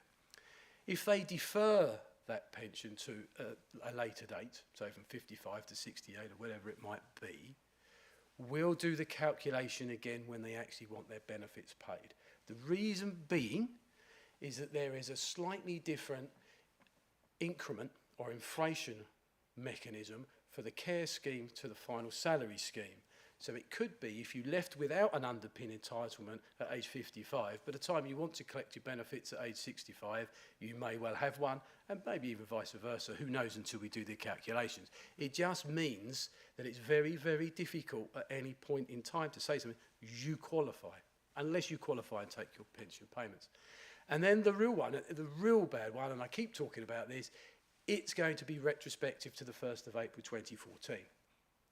So that means every calculation we have performed over the last 8 years, in theory at least, needs to be revisited.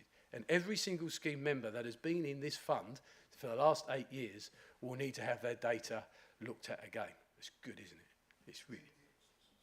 Sorry. That's all right. All I was going to say is that, so that is every leaver. It's not everyone who's, it's every deferred member. Potentially. I mean, that's why I've got some figures on the report that we can talk about, and I can see you show you the scale here in Lincolnshire.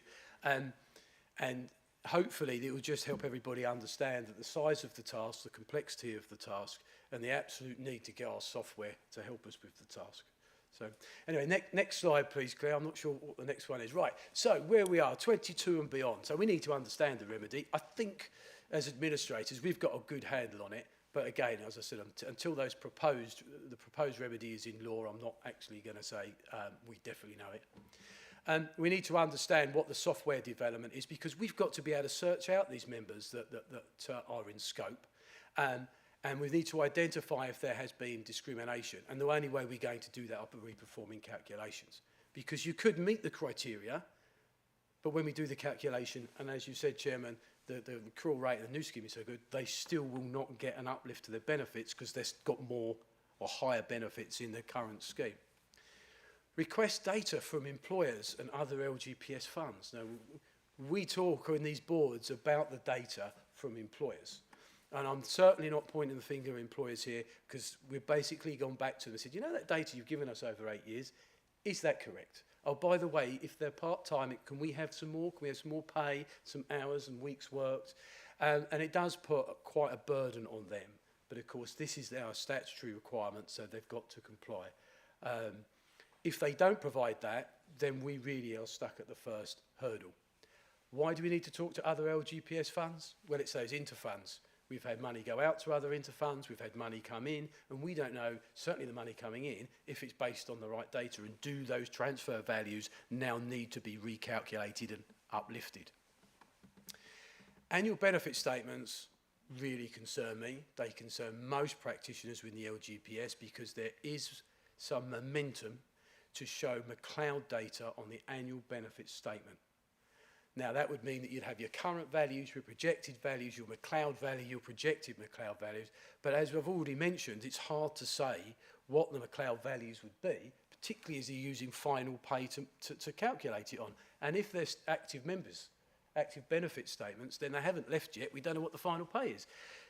And even if we can make some sense of it ourselves as LGPS professionals, what will the members think of it? Because it's just a lot more data. So we need to be careful how we communicate those. We need to provide data to the actuary, this valuation and the cost cap mechanism, which we've touched upon earlier.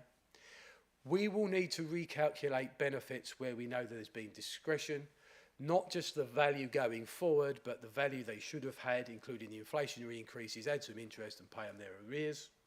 And just to make that a little bit more difficult, the member might not be alive, so we could be paying to their estate, or to their partner, or to their children. It might not be to the member. And we need to ensure that the records have full history, because I'm not going to be around in 40 years to be able to tell the next generation of administrators what was done. And it will be 40 years. I said 18, but you probably are aware that there's no lower age limit to membership of the LGPS. So in my experience, I've had on old money, 5th years and 6th formers employed on contracts for schools and academies to do the cleaning. Because they haven't put them on a casual contract, they've brought them in to the scheme on their first day of employment. Do you have school children working Saturday jobs at libraries? Again, they would be brought straight into the scheme, and they could be as young as 14, so we could still have another 44 years of it. The parents usually complain and they opt out. And I don't know if we have that here in Lincolnshire, that's just by experience in other funds. So whichever way I try and dramatise this, if that's the right word, it's a long time and it's quite complex. Can we go on again, Claire? This is just about the cost cap. You probably know more about the cost cap mechanism than I do. And we think, everybody thinks, that since the inception of the care scheme, that the costs have been less than anticipated for various reasons. And if so, that could mean that scheme member benefits could be uprated or their contributions could be decreased. But of course, the government have made a promise, that might be not the right word, or have suggested that the cost for McLeod will be borne out by the scheme. And already we have the unions that saying, well, that means that it's paid for by the member and this isn't right. And there is the first hint of another challenge to the scheme by the unions. I don't know if that's appropriate or not, but I think that's going to be another hot topic. Can you push that on again, Claire, please? So what have we been doing? We being the shared service. Well, we have been looking at all the employers, talking to the employers, getting the data from all the employers. And I think just recently, last month, there was the latest communication that went out. We are working with the software provider. We want automation to identify everybody in bulk, and then we want to have the different scenarios and whether they're current retirements, they're death retirements. We can then go in and on groups of smaller groups and bulks affect those calculations. We may have to do a significant number manually, even at the particularly at the outset. We want those screens so that in 30, 40 odd years' time, the new generation of administrator can see exactly what's happened in 22 and 23. They can see what the calculations were and if someone met the criteria, etc. Communications, right? We are developing that strategy. It's nowhere near being completed because hopefully you'll understand that how do we communicate the complexity of this situation, and particularly when we haven't got anything in law and regulations to support it. We can't write to them and say, have you heard about McLeod?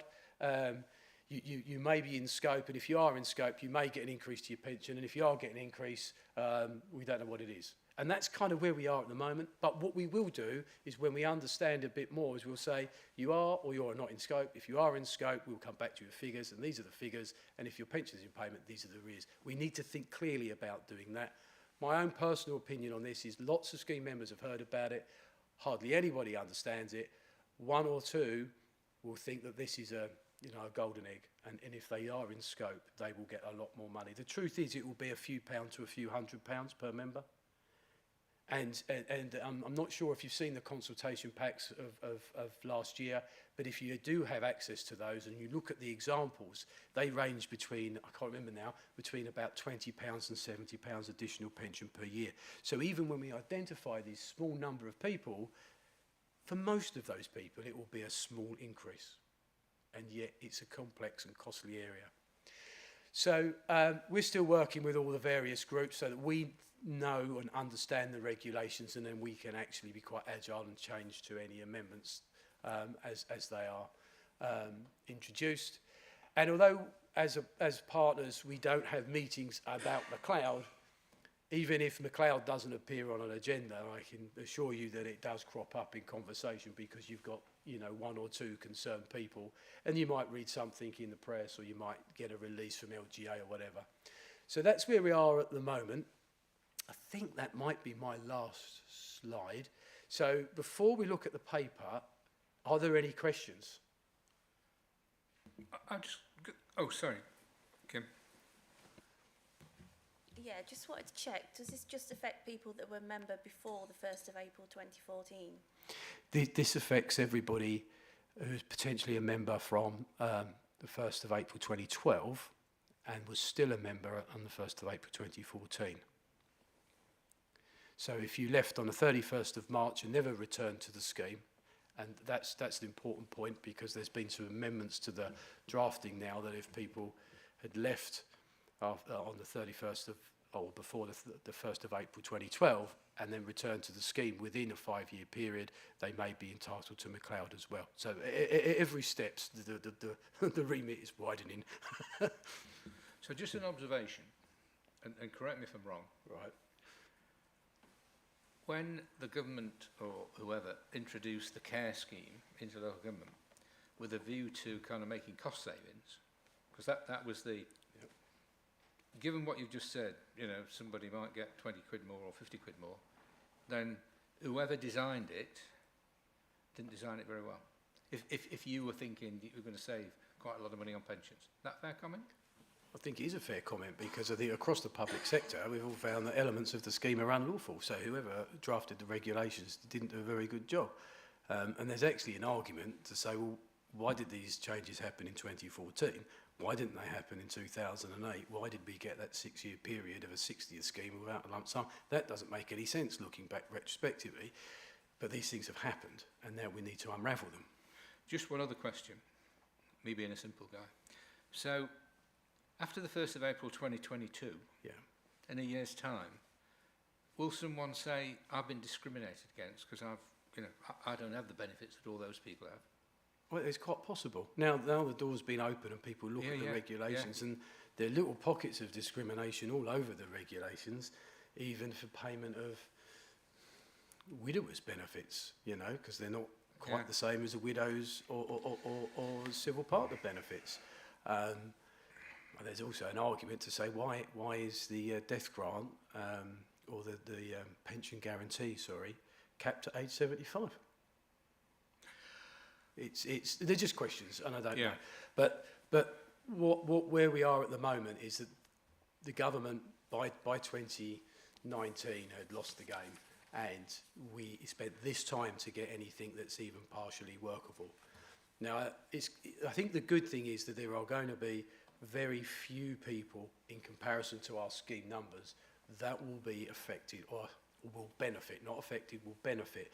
The problem is that we've got to go through all the member files, we've got to go through all that data so that we pick up those people. And you could see that people that are in scope but their pension isn't better, if they don't understand why their pension isn't better, will end up with a complaint and an IDRP, which is why the communication strategy needs to be clearly thought out.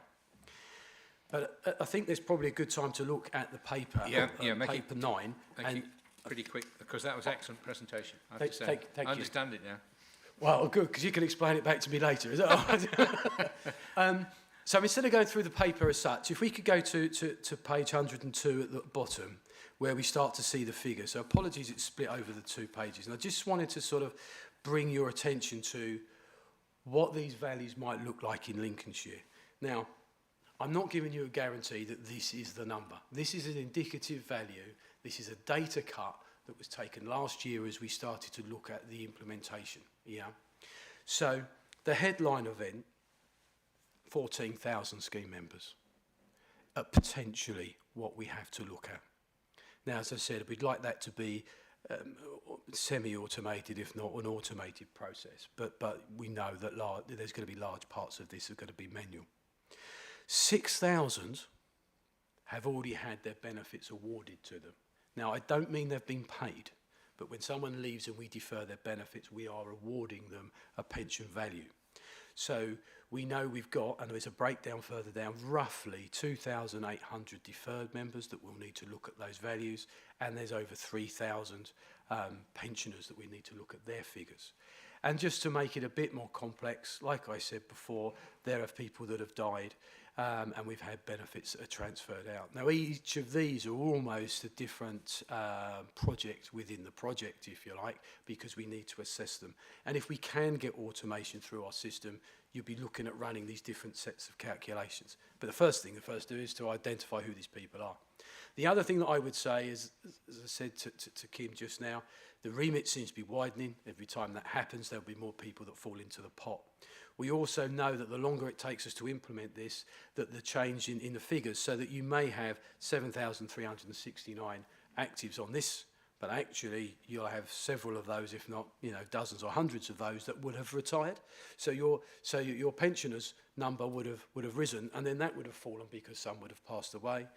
Some of the actives would have gone to deferred, some of those deferreds would have transferred out, and you can see now that we need to follow a paper trail. But it does give you an indication of the amount of work that West Yorkshire are going to undertake on your behalf, and the complexity that we have to look at. And in an ideal world, in theory, we should be looking to complete this by October 23, when everything becomes law. Or effective. It will be law before that, but effective from October 2023, just prior to when we were supposed to deliver on the dashboard. So you can see why we have concerns. Any questions on those numbers, or is there any part of that paper anyone would like me to go back over? And Kim? Yeah, just a quick question. I'm not getting my pension now, I get a pension statement. Will there be something in the pension statement to say your allowance between these 10 years is either this or that? Is that the plan going forward? Well, that's one of the ideas, and that does concern most practitioners, because we don't know yet how we can actually demonstrate that, because the problem is, it's to say in your formative years you qualify for the underpin, but before retirement, because of the way that your earnings have gone, etc., it wouldn't be appropriate to apply the underpin, because you get more benefit from the care scheme over that 8-year period. You'll be questioning why that was higher and now this is higher, and have you lost this benefit, or doesn't it apply? It's really going to be quite confusing. I don't know how we're going to do it, but I do know that there is a government steer to put that information on there. But let's see what they come up with within the regulations. We know that the annual benefit statements right now are a statutory obligation, so I would argue that if they want us to put McLeod information with our standard benefits, they'd have to make that a standard requirement of our benefit statements. Yeah, Yeah, sorry, Matt. All just rewinding the clock back on your presentation, just so I haven't quite got it there yet. These are still draft regulations, you're saying? They're not yet. Yeah. I think that's the easiest way to put it, David, because it has been with Parliament since about I can't remember the date now, but mid-October, and it's working its way through, and it's supposed to come in at the end of this month. I was going to say, so we're at now, what are we today, 17th, so we're a couple of weeks-ish. What the question I've seen in the past, we seem to wait for regulatory amendments to the scheme to be, well, they're in draft and you seem forever before they get there. Is the 31st of March then set in stone as a McLeod date? I think so, even if it doesn't arrive in time. The only thing that saves us here is it's more like a start date than an end date. So although they're being enforced, say, from the 31st of March, they don't have, we don't have to comply until the 31st of October 2023. So we've got 18 months to deliver. That's also going to be tough. And of course, the longer that it takes to get us to that start line, arguably the less time that we'll have to comply with the 31st of October. And you're like, was it the 2008 regs that turned up a month after they went live? Yeah. So there is history. all I was going to say, we had that, recently we've had that change of mind, didn't we, on the cap, the 95, the exit 95, reforms, yeah. And it was all in the system. We were all ready to go. We say all ready to go. I'm overviewing this. And then it was pulled, wasn't it? It was deemed not fit for purpose or whatever, and we're still waiting. But this McLeod does now, in your view, seem to be set in. As much as, yeah, the stone is waiting to dry, I think. I think there's a subtle difference between the exit reforms and this. Is the exit reforms, I've understood it, were pulled because the government would have received a challenge. There was already some judicial reviews, if pending, if not actually commenced. Whereas we've already gone through that process. This is the outcome. So now it's how we deliver the removal of the age discrimination. So it might create another set of issues, but the major one will be addressed with this drafting. So I think we're pushing through with this. Anything else? No? Well, thank you very much for that super presentation. Thank you for the information. And the recommendation is we note the report and presentation and breathe. Right, so we're going to item 10 then, which is the policies review, and that's you, Joe. And it's much simpler than McLeod. Goodness for that. So this is the annual review of the key policies of the fund, covering the investment strategy statement, communications policy, pensions admin strategy, governance compliance statement, breaches reporting policy, and the code of conduct and conflicts of interest policy. So where amendments have been made, and it is only across 3 of those policies at this time, policies have been attached as appendices to the report, and the updated areas are set out within the report itself. There have been very few updates required across the documents, though. So the first one's the investment strategy statement at Appendix A, and that's been updated to reflect the cash benchmark change from LIBOR, the London Interbank offered rate, to SONIA, the Sterling Overnight Index rate. And just to cover off a question from Jerry, so the change happened because LIBOR's been phased out as a loan benchmark, because of the role it played in the worsening of the 2008 financial crisis, as well as there are a number of scandals involving LIBOR fixing amongst the rate-setting banks. So SONIA, which is being implemented, it's much more transparent. It's based on actual transactions and reflects the average of the interest rates that banks pay to borrow sterling overnight from other financial institutions and other institutional investors. Yeah, thanks, Joe. I suppose the only question thinking about it, because I saw this morning that you told me what SONIA was, because LIBOR was pretty much in disrepute after the 08 because it was obviously manipulated then. So I suppose the only question would be, why is it taking so long to replace it, perhaps? Or is it now actually been phased out, LIBOR, as a mechanism? Is it LIBOR was phased out towards the end of last year. Okay. So Yeah, it's still so it's there. gone. So it is SONIA now. So it's not just us choosing to replace it. Yes, it's been replaced across the board.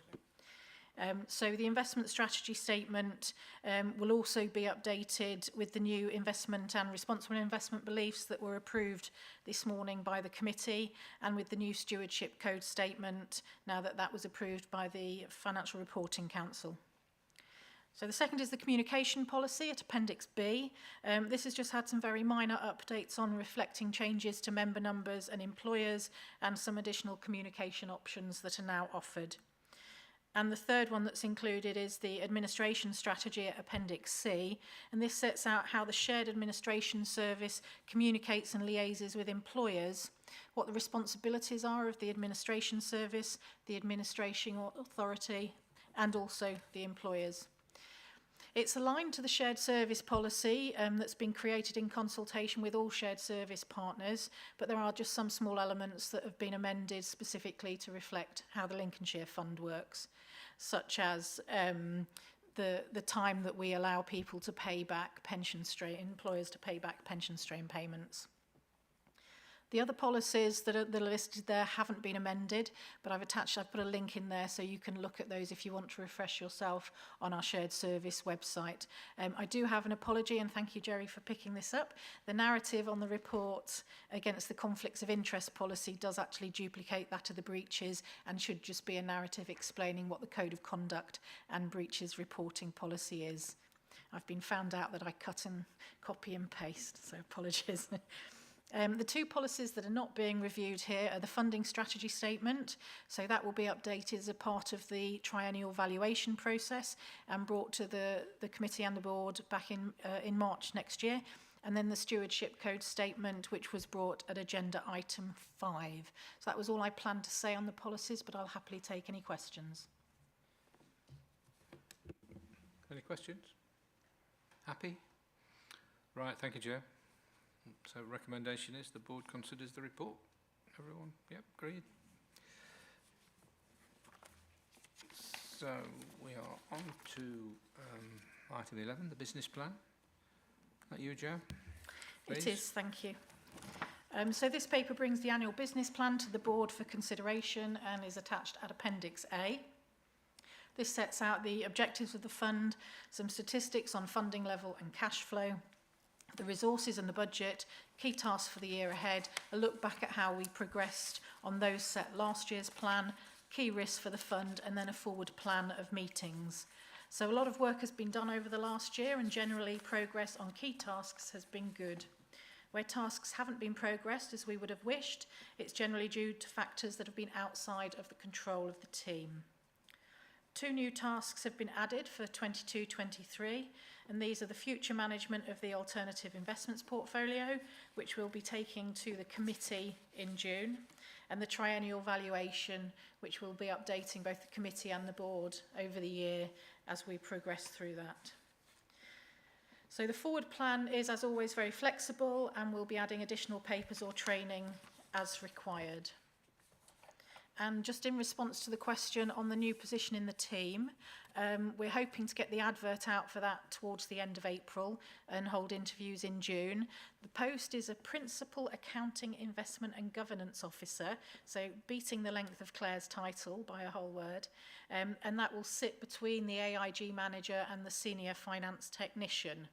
The key tasks there will be to provide additional oversight and monitoring of employers and the administration service, take on some of the additional work required around stewardship and reporting, and really enable a better spread of workloads across the team.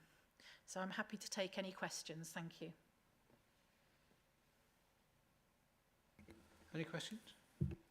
Joe, just on page 154. Triennial valuation. When it says this will set the employer's rates for the 3 years from 2024, is that right? Do we do them 2 years after the valuation? No, sorry, that's well spotted. Sorry. Apologies, no, that should be 2023. The other one, and it's just a question, and I guess it goes back to looking at the budget on page 149. So, Bordered Coast Governance costs 315.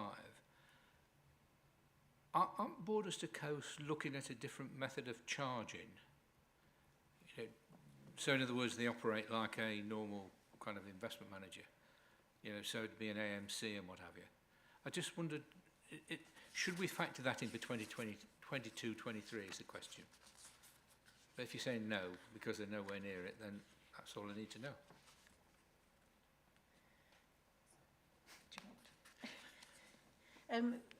Well, yeah. I think that's their ultimate goal and direction of travel. It hasn't been brought back to us that that is the approach that they're going to take for 22-23. So we anticipate that it will be on a similar basis to what we've seen this year, but with the ultimate aspiration that it will move to a cost which is based on assets. Anything else? David? All I have is just for my clarity, Joe, if I may ask. On page 151, about the administration service, and I'm just reading, but I mean purely from a matter of interest. It says work will start on looking at the shared service review in the summer. I know it's a couple of years away. How formal a review is that going to have to be, if I may say? Is it a major piece of work, or? Yes, I may have to ask Matt to cover his ears. No, that's fine. We'll be working with the council looking at what they'll be doing with their outsourced services from April 2024 as well. So we're working with colleagues in the programme that's looking at that, but it will be a full-scale review because the contract was initially set at 5+2+2. So whether we continue in a shared service arrangement, whether we look at outsourcing, all options will be considered, and there will be obviously papers that will be brought to committee throughout that as we look to make a recommendation in good time should we have to transition to a different administration provider. So, just for my clarity, have we already reached 5+2 then? Are we going into the +2, the second +2? Yes, last year we took a paper to the committee to get that final 2-year extension because we had to take it a year early in case we needed to go out to tender. So yes, it will be another 2 years. I think West Yorkshire started when we did. 3 months earlier, actually. Didn't they? I was surprised that there are 7. I mean, Yeah, I know. Time flies. Any other questions to Joe? Recommendation of the board, note the Lincolnshire Pension Fund business plan. Happy? Fine, thank you. Right, Claire, are you going to finish the annual report and accounts report now? I will do. We felt it, Claire and I had a discussion, we felt that, you know, we ought to let John do that, but then we couldn't really discuss Mazars and everything else with John there. And there are one or two other little bits around accounting and the annual report to pick up in this item. So the report today covers a number of items relating to the preparation of the annual report and accounts, and these include information on the Code of Practice, which is the guidance used to prepare the accounts, and the Accounts and Audit Regulations, which set out publication dates and audit for the accounts. The accounting policies which will be used by the fund to prepare the financial statements, and the external auditor's audit strategy and memorandum, which sets out the work to complete their opinion, which sets out the work that they will do to give the opinion on our accounts and annual report, and you've already heard from John. For this year, there haven't been any changes to the Code of Practice, which will affect the preparation of the pension fund financial statements, so the document that you see in July will be very similar to last year. There are some significant changes to the accounts and audit regulations to address the ongoing concerns regarding the local audit market. The impact that you'll see most of locally is around the date for publishing audited pension fund accounts, and for 21-22 this date has been extended to the end of November. The pension fund will continue to prepare its annual report and accounts for the end of June, with the majority of the audit work on the accounts being completed in July. This will then be topped up with work on unquoted assets being completed at the end of the summer once we've received all the 31st of March valuations. And the point that John was making earlier about roll forward December valuations, by the time we get through to the beginning of September, we should have all 31st of March valuations. So we should know the actual impact, if there is any, from any impact from the Ukraine war. Attached to Appendix A are the accounting policies that will be used to prepare the accounts. As there haven't been any changes to the code guidance, there won't be any changes to the accounting policies, so they will be the same as we used last year. Appendix B to the report is the External Auditor's Audit Strategy Memorandum. This summarises their audit approach, significant risks and key areas of judgment, and you've already heard from John about this in more detail. I don't propose to say anything else, but I'm very happy to take any questions on the covering paper or any comments on the presentation that John gave earlier. Any comments? I wondered whether I'd dare ask Andrew or Michelle how they feel about two separate audit reports, given that the cost might be little. Yeah, I'll come in that. If you're willing for me to take that away and investigate a bit further, because the feedback that was provided earlier came as somewhat of a surprise to. Oh right. I can say to Michelle and Joe, given the messages we've had offline about it. So if we can go away and look into that, and we'll come back with a position, because it didn't chime with what we understood. Well, I was bound to say I was absolutely staggered, but you know, when he was in for it, just needed to know the fee. Okay, no, more than happy. We basically said it was just because we put them into the same accounts, didn't we? Yeah, we didn't come in at the time. Clearly, there was a bit of conversation going on, and the item had finished. Normally, we would interject, but there was a bit of checking going on between us. But we'll correct the record at some point in time for the next board meeting. Okay. Yeah, if I might just add, I mean, we have previously had separate opinions, but the pension fund has only ever been signed off when the council has been it's not been a completely equivalent opinion. So we've had separate documentation that was specific just to the pension fund. I think within the statutory regulations, though, at the moment, as long as the pension fund has to sit within the council statement of accounts, I think that's the issue. Wales and Scotland both have them. They don't have them sat within the council's accounts, so they are able to have them completely done separately. So that was my understanding of the stumbling block. Whilst we could have a slightly different report, it all has to be signed off at the same time. But I mean, it would be wonderful. But yeah, we'll see. We'll leave it with you. Leave it with you. Anything else? What are we asked to do? Recommendations. Note the changes required to the statement of accounts from the Code of Practice. Aren't it? Note the change to the accounts and audit regulations.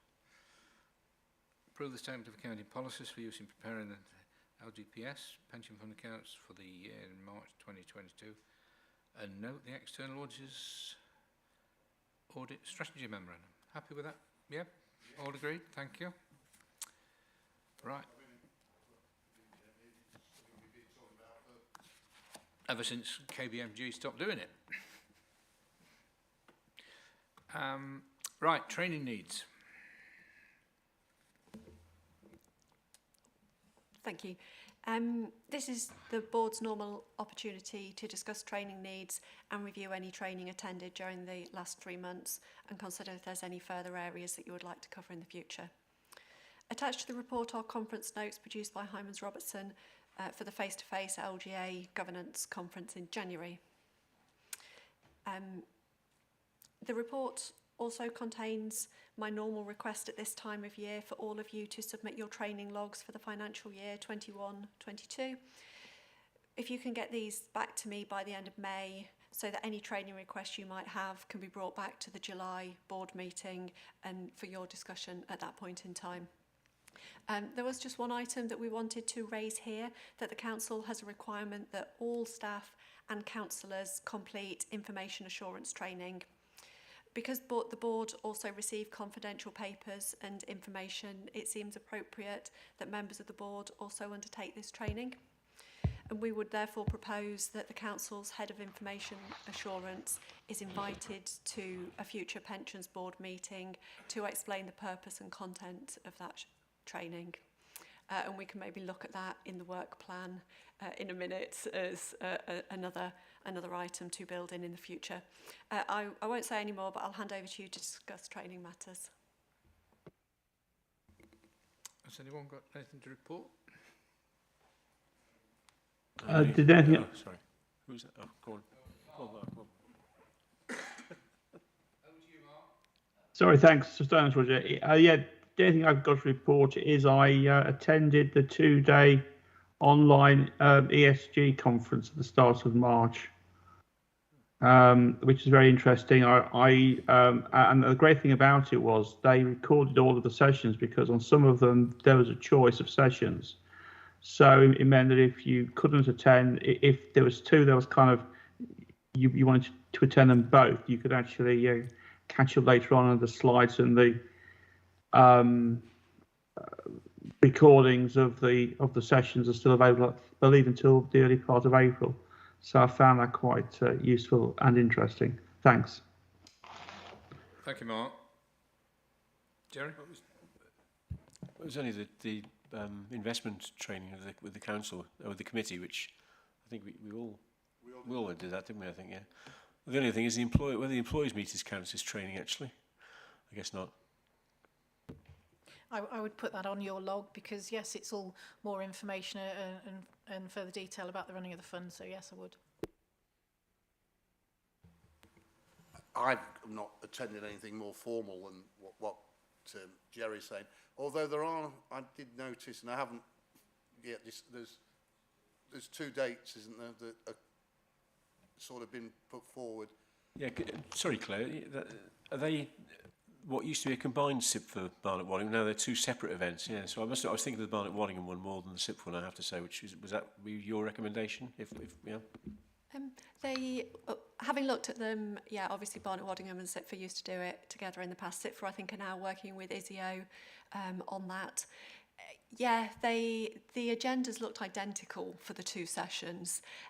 So, I mean, maybe it's an opportunity for some of you to attend the SIPFA training one and some to attend the Barnet-Waddingham, and then maybe some feedback to decide in the future which ones you want to attend. But yeah, if you want to attend either of those, if you just go back to John and he can get them booked for you, because they both have a cost associated with them. Is that, what do you think that would be, that if we've varied, which instead of, do you think that would be a good idea?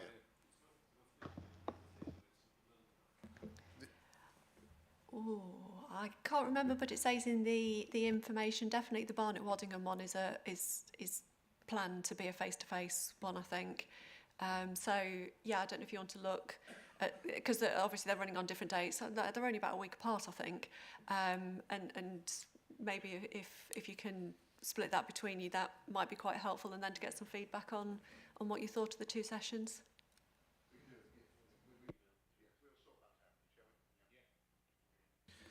I mean, I've attended quite a few things during the quarter. The first one actually was what needs to be on your agenda for 2022, but no one put Russia and Ukraine on. And I mean, I attended part of that ESG conference, Mark, same as you, but it was good in parts, let's just put it that way. But yeah, I mean, it's just been kind of pushed down your throat all the time, and enough's enough, really. I guess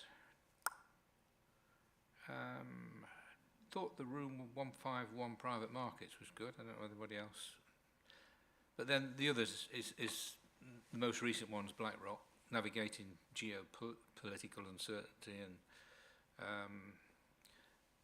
XPS did one on that as well, which I thought was pretty good. So I'll put them on my training log anyway, you can see it. Yeah, all I was going to say, I have logged into that room 151 or 101, whichever one it is. 151. So yeah, I am finding that quite useful. But I mean, when I say it's training, it doesn't quite feel like that when I'm there. But I have logged in, which is very useful. Yeah. Right, anything else? Just one thing, Roy. I think I may have asked this before, but we've not been sent any details about it. Are they the one in Gloucestershire? Does the Cirencester one that the 2-day one is that on again this year, or is that still virtual, or what's happening with that one? Claire sent invitations out, but it clashes with an important occasion. Is it a test match, Roger? I didn't say that, but it is. Sorry. Sorry, Claire, I must have missed the invitation. Would you mind sending it again? I get so many emails, it's just possible I've missed it. Yeah. Plus, I've been without an iPad for about 5-6 weeks now, and I'm using, I'm having to access all my emails via my home computer, and it's not as efficient as the iPad was, and I am missing things. So if you could resend it, that'd be greatly appreciated. Thanks. Mark, it was a letter dated 28th of February, and the conference is the 13th to the 15th of June. I think it's during the period, because I'm struggling to get all of my stuff through. I'm hoping to get a new county council iPad sometime next week, but I've been struggling with stuff, I have to say. 13th to the 15th of June. The details were in the monthly letter. The next one of those should come out in about 7 working days to 10 working days time, so I'll make sure that it's in there again, Mark, so you can pick it up from there. Thanks very which much. Hopefully you should have your iPad sorted by then, so you'll be able to see that. Yeah, that's great. Thanks very much indeed. Thank you. No problem. Sorry, Roger, can I just say, sorry, Claire, I'm just going to ask, it's spread over what? 3 days, but 1 full day and 2 half days. Is that the plan? Is that the... Right, thank Leisurely. You. Yeah. I think some of us would say. Leisurely. Well, yeah, because, Monday afternoon, mid-afternoon, isn't it? I mean, and then all day Tuesday and half a day Wednesday. 3 days. Yeah. Killer. And sorry, and where is it at? It's at the Cotswolds Four Pillars Water Park in Gloucestershire. I would say that it's actually a really useful conference, though, because it has things specifically for the pension board. Yeah, it's not like a lot of the conferences that are solely investment based. There's a lot of administration, governance, say pension board specific things there, as well as investment information with different work streams, so you can select what's most appropriate. So it is actually one of the probably the most recommended one, we would say. If you're going to go to one over the year, the PLSA one is really well attended and very useful. I have to say that because I sometimes struggle for time to do a lot of this training, I do find the PLSA one very, very useful, because because over 3 days I can kind of almost satisfy most of my training requirements for the whole year, really. And by being able to block the time out, I do find that very useful as well. Okay, thanks, Mark. The recommendations are all there. I'm not going to propose to go through them, but I mean, the important one is training logs in oh, sorry, Kim. Can I just ask, the information assurance training, will that be the same as what the County Council do already? So I can put that on for this year? Yeah. So looking at the 4 recommendations, the important one is the log, the training log, by the end of May. Anyone got any further training requirements? We're going to talk about who's doing Sitford and who's doing Barnet Waddingham. We've noted the conference feedback and we've shared information. Okay. Item 15, exempt information. I've got to read this. Work programme. Sorry. Jumping ahead of myself. Work programme. Who's doing that? That's me. Claire. Thank you. So it's the board's normal opportunity to discuss the future work plans. The current work plan is found at Appendix A.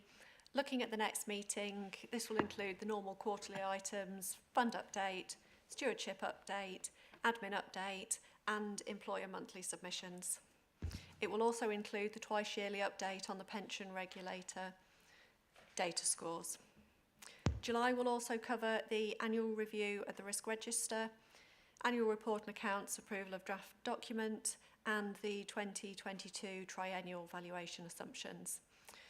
During the meeting today, we've talked about one or two items which the board might want to build into the work plan, either for the July meeting or for future meetings. So we talked a little bit about having a presentation along with the annual review of the risk register from the council's principal risk officer, a presentation from the information assurance officer at the council on that area of training, and then from Matt about pension scams and pension pledge.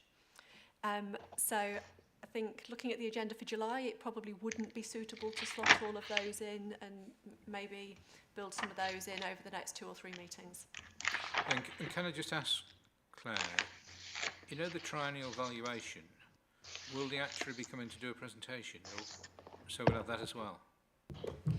We'd expect that to be at the September meeting when we'll have draft results at a fund level, and we'd expect them to be coming to the committee and then obviously to the board if they would like that at that same time. So forgive me, Joe, the triennial valuation on the assumptions, will you be doing that then? Oh, apologies on the assumption. Sorry, I'm thinking ahead. Yes, that will be. There will be a paper coming to July. We'll probably ask if the actuary to come and explain that virtually rather than up. But there would be a fuller presentation in September. I guess all I'm thinking of, there'll be another presentation. I think you and I had better look at what we can fit in for July, unless we're going to go on for a fish and chip supper. Yeah, no, it makes absolute sense maybe to spread those 3 sort of presentation areas, the one for risk maybe into July, information assurance into September, and maybe from Matt at the December meeting. But yeah, absolutely, we'll pick up and firm up in terms of those, bearing in mind those other items on the agenda in July and September, particularly in that valuation year, are quite heavy in terms of some of the other content. What was the... what were you going to present to us? It was to do with... brain dead. Sorry? I'm brain dead. Has it been that bad? My presentation's finished you off. It was to do with transfers and pension scams. And what kicked off that part of the conversation was the pledge and the fact that we've had some amendment regulations, so our processes them. So what I would be presenting would be what the administrator is doing for you. What those amber flags are, the red flags that David mentioned, and then the pitfalls, and then obviously what the pledge may mean to us as authorities and administrators. And it's just as I can do that any time you would like it, whether it's December, as Claire suggested, because it certainly, I don't think, would trump some of those presentations like the valuation and stuff like that. All right. Well, we'll discuss it then. Anything else? Any other comments? Work programme. Recommendation, review the board's future work programme, highlight any activity for inclusion in the work programme. So some of it, Robert, I'll sort out with Claire for the July meeting in particular. Okay. Sorry, Roger, can I will some of this valuation and assumption setting and that, will it be a joint committee and board, or are these... No, it's all right. No, I can remember, all I can remember at the last valuation, we go back to, when was it, 18? We had a bit of a debate in the committee room then about the rates, didn't we, about the discount rates and that Hyman's were setting. Yeah, that was, when we had it last time, we had the actuary come and do a session in the December and the training in the February. So we've just had the training in the February with Barnet, where they discussed their approach with the committee and board as to how they were going to be looking at the assumption setting process. And we had the debate then because there were certain members that had concerns about the way the discount rate was set with the old actuary. I'm measuring my words very carefully. There doesn't... Yes. And Peter was at the training session in February. There was some debate at that, but not to the same degree that we've had previously. I think members feel more content, both committee and board members, about the process that we have with Barnet-Waddingham. So the July would be a paper, because that's where we ask the committee to approve and agree the proposed assumptions that will be going into the final valuation figures, and have that discussion and understanding, because at the end of the day it's actually the actuary to set those, but obviously they want to bring the committee along and understand that and be happy and content with what's put forward. Then the presentation actually showing the results, the draft results, would be at a committee meeting, again for those to be understood and agreed, ahead of us then going out and sharing with the individual employers what their rates looked like. So we wouldn't normally do another training session with the committee and board, but obviously we will take those papers to both committee and board. I think it's fair to say, David, that Barnet-Waddingham, they take a slightly different route to what Hyman's used to take.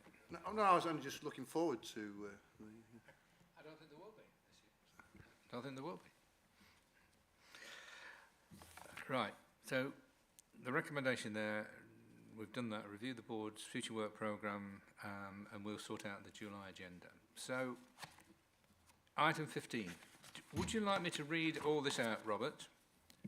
Well, we can take it as read. Can we take it as read, please, in the interest of time? Yeah. Everybody agree? Fine. So,